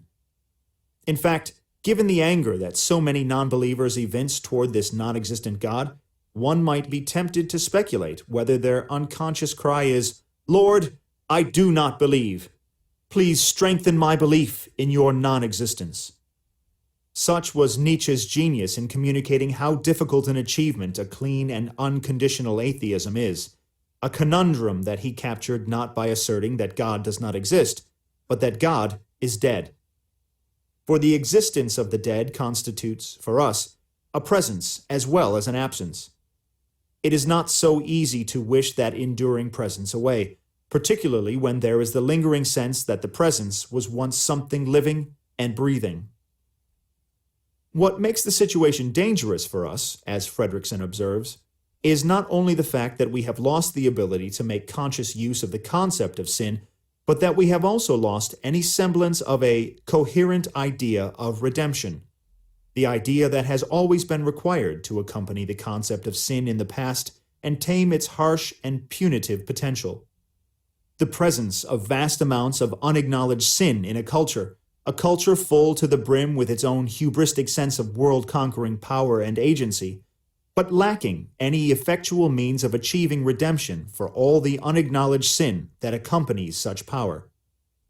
This is surely a moral crisis in the making, a kind of moral transactional analog to the debt crisis that threatens the world fiscal and monetary health. The rituals of scapegoating, of public humiliation and shaming, of multiplying morally impermissible utterances and sentiments and punishing them with disproportionate severity are visibly on the increase in our public life. They are not merely signs of intolerance or incivility, but of a deeper moral disorder, an Unbehagen that cannot be willed away by the psychoanalytic trick of pretending that it does not exist. Where then does this analysis of our broken moral economy leave us? The progress of our scientific and technological knowledge in the West, and of the culture of mastery that has come along with it, has worked to displace the cultural centrality of Christianity and Judaism, the great historical religions of the West. But it has not been able to replace them. For all its achievements, modern science has left us with at least two overwhelmingly important and seemingly insoluble problems for the conduct of human life. First, modern science cannot instruct us in how to live, since it cannot provide us with the ordering ends according to which our human strivings should be oriented. In a word, it cannot tell us what we should live for, let alone what we should be willing to sacrifice for or die for. This is Peterson's point, or one of Peterson's points. And second, science cannot do anything to relieve the guilt weighing down on our souls, a weight to which it has added appreciably, precisely by rendering us able to be in control of, and therefore accountable for, more and more elements in our lives, responsibility being the fertile seedbed of guilt. That growing weight seeks opportunities for release, seeks transactional outlets, but finds no obvious or straightforward ones in the secular dispensation. Instead, more often than not, we are left to flail about, seeking some semblance of absolution in an incoherent post-Christian moral economy that has not entirely abandoned the concept of sin, but lacks the transactional power of absolution or expiation, without which no moral system can be bearable. What is to be done? One conclusion seems unavoidable. Those who have viewed the obliteration of religion, and particularly of Judeo-Christian metaphysics, as the modern age's single act of human liberation, need to reconsider their dogmatic assurance on that point.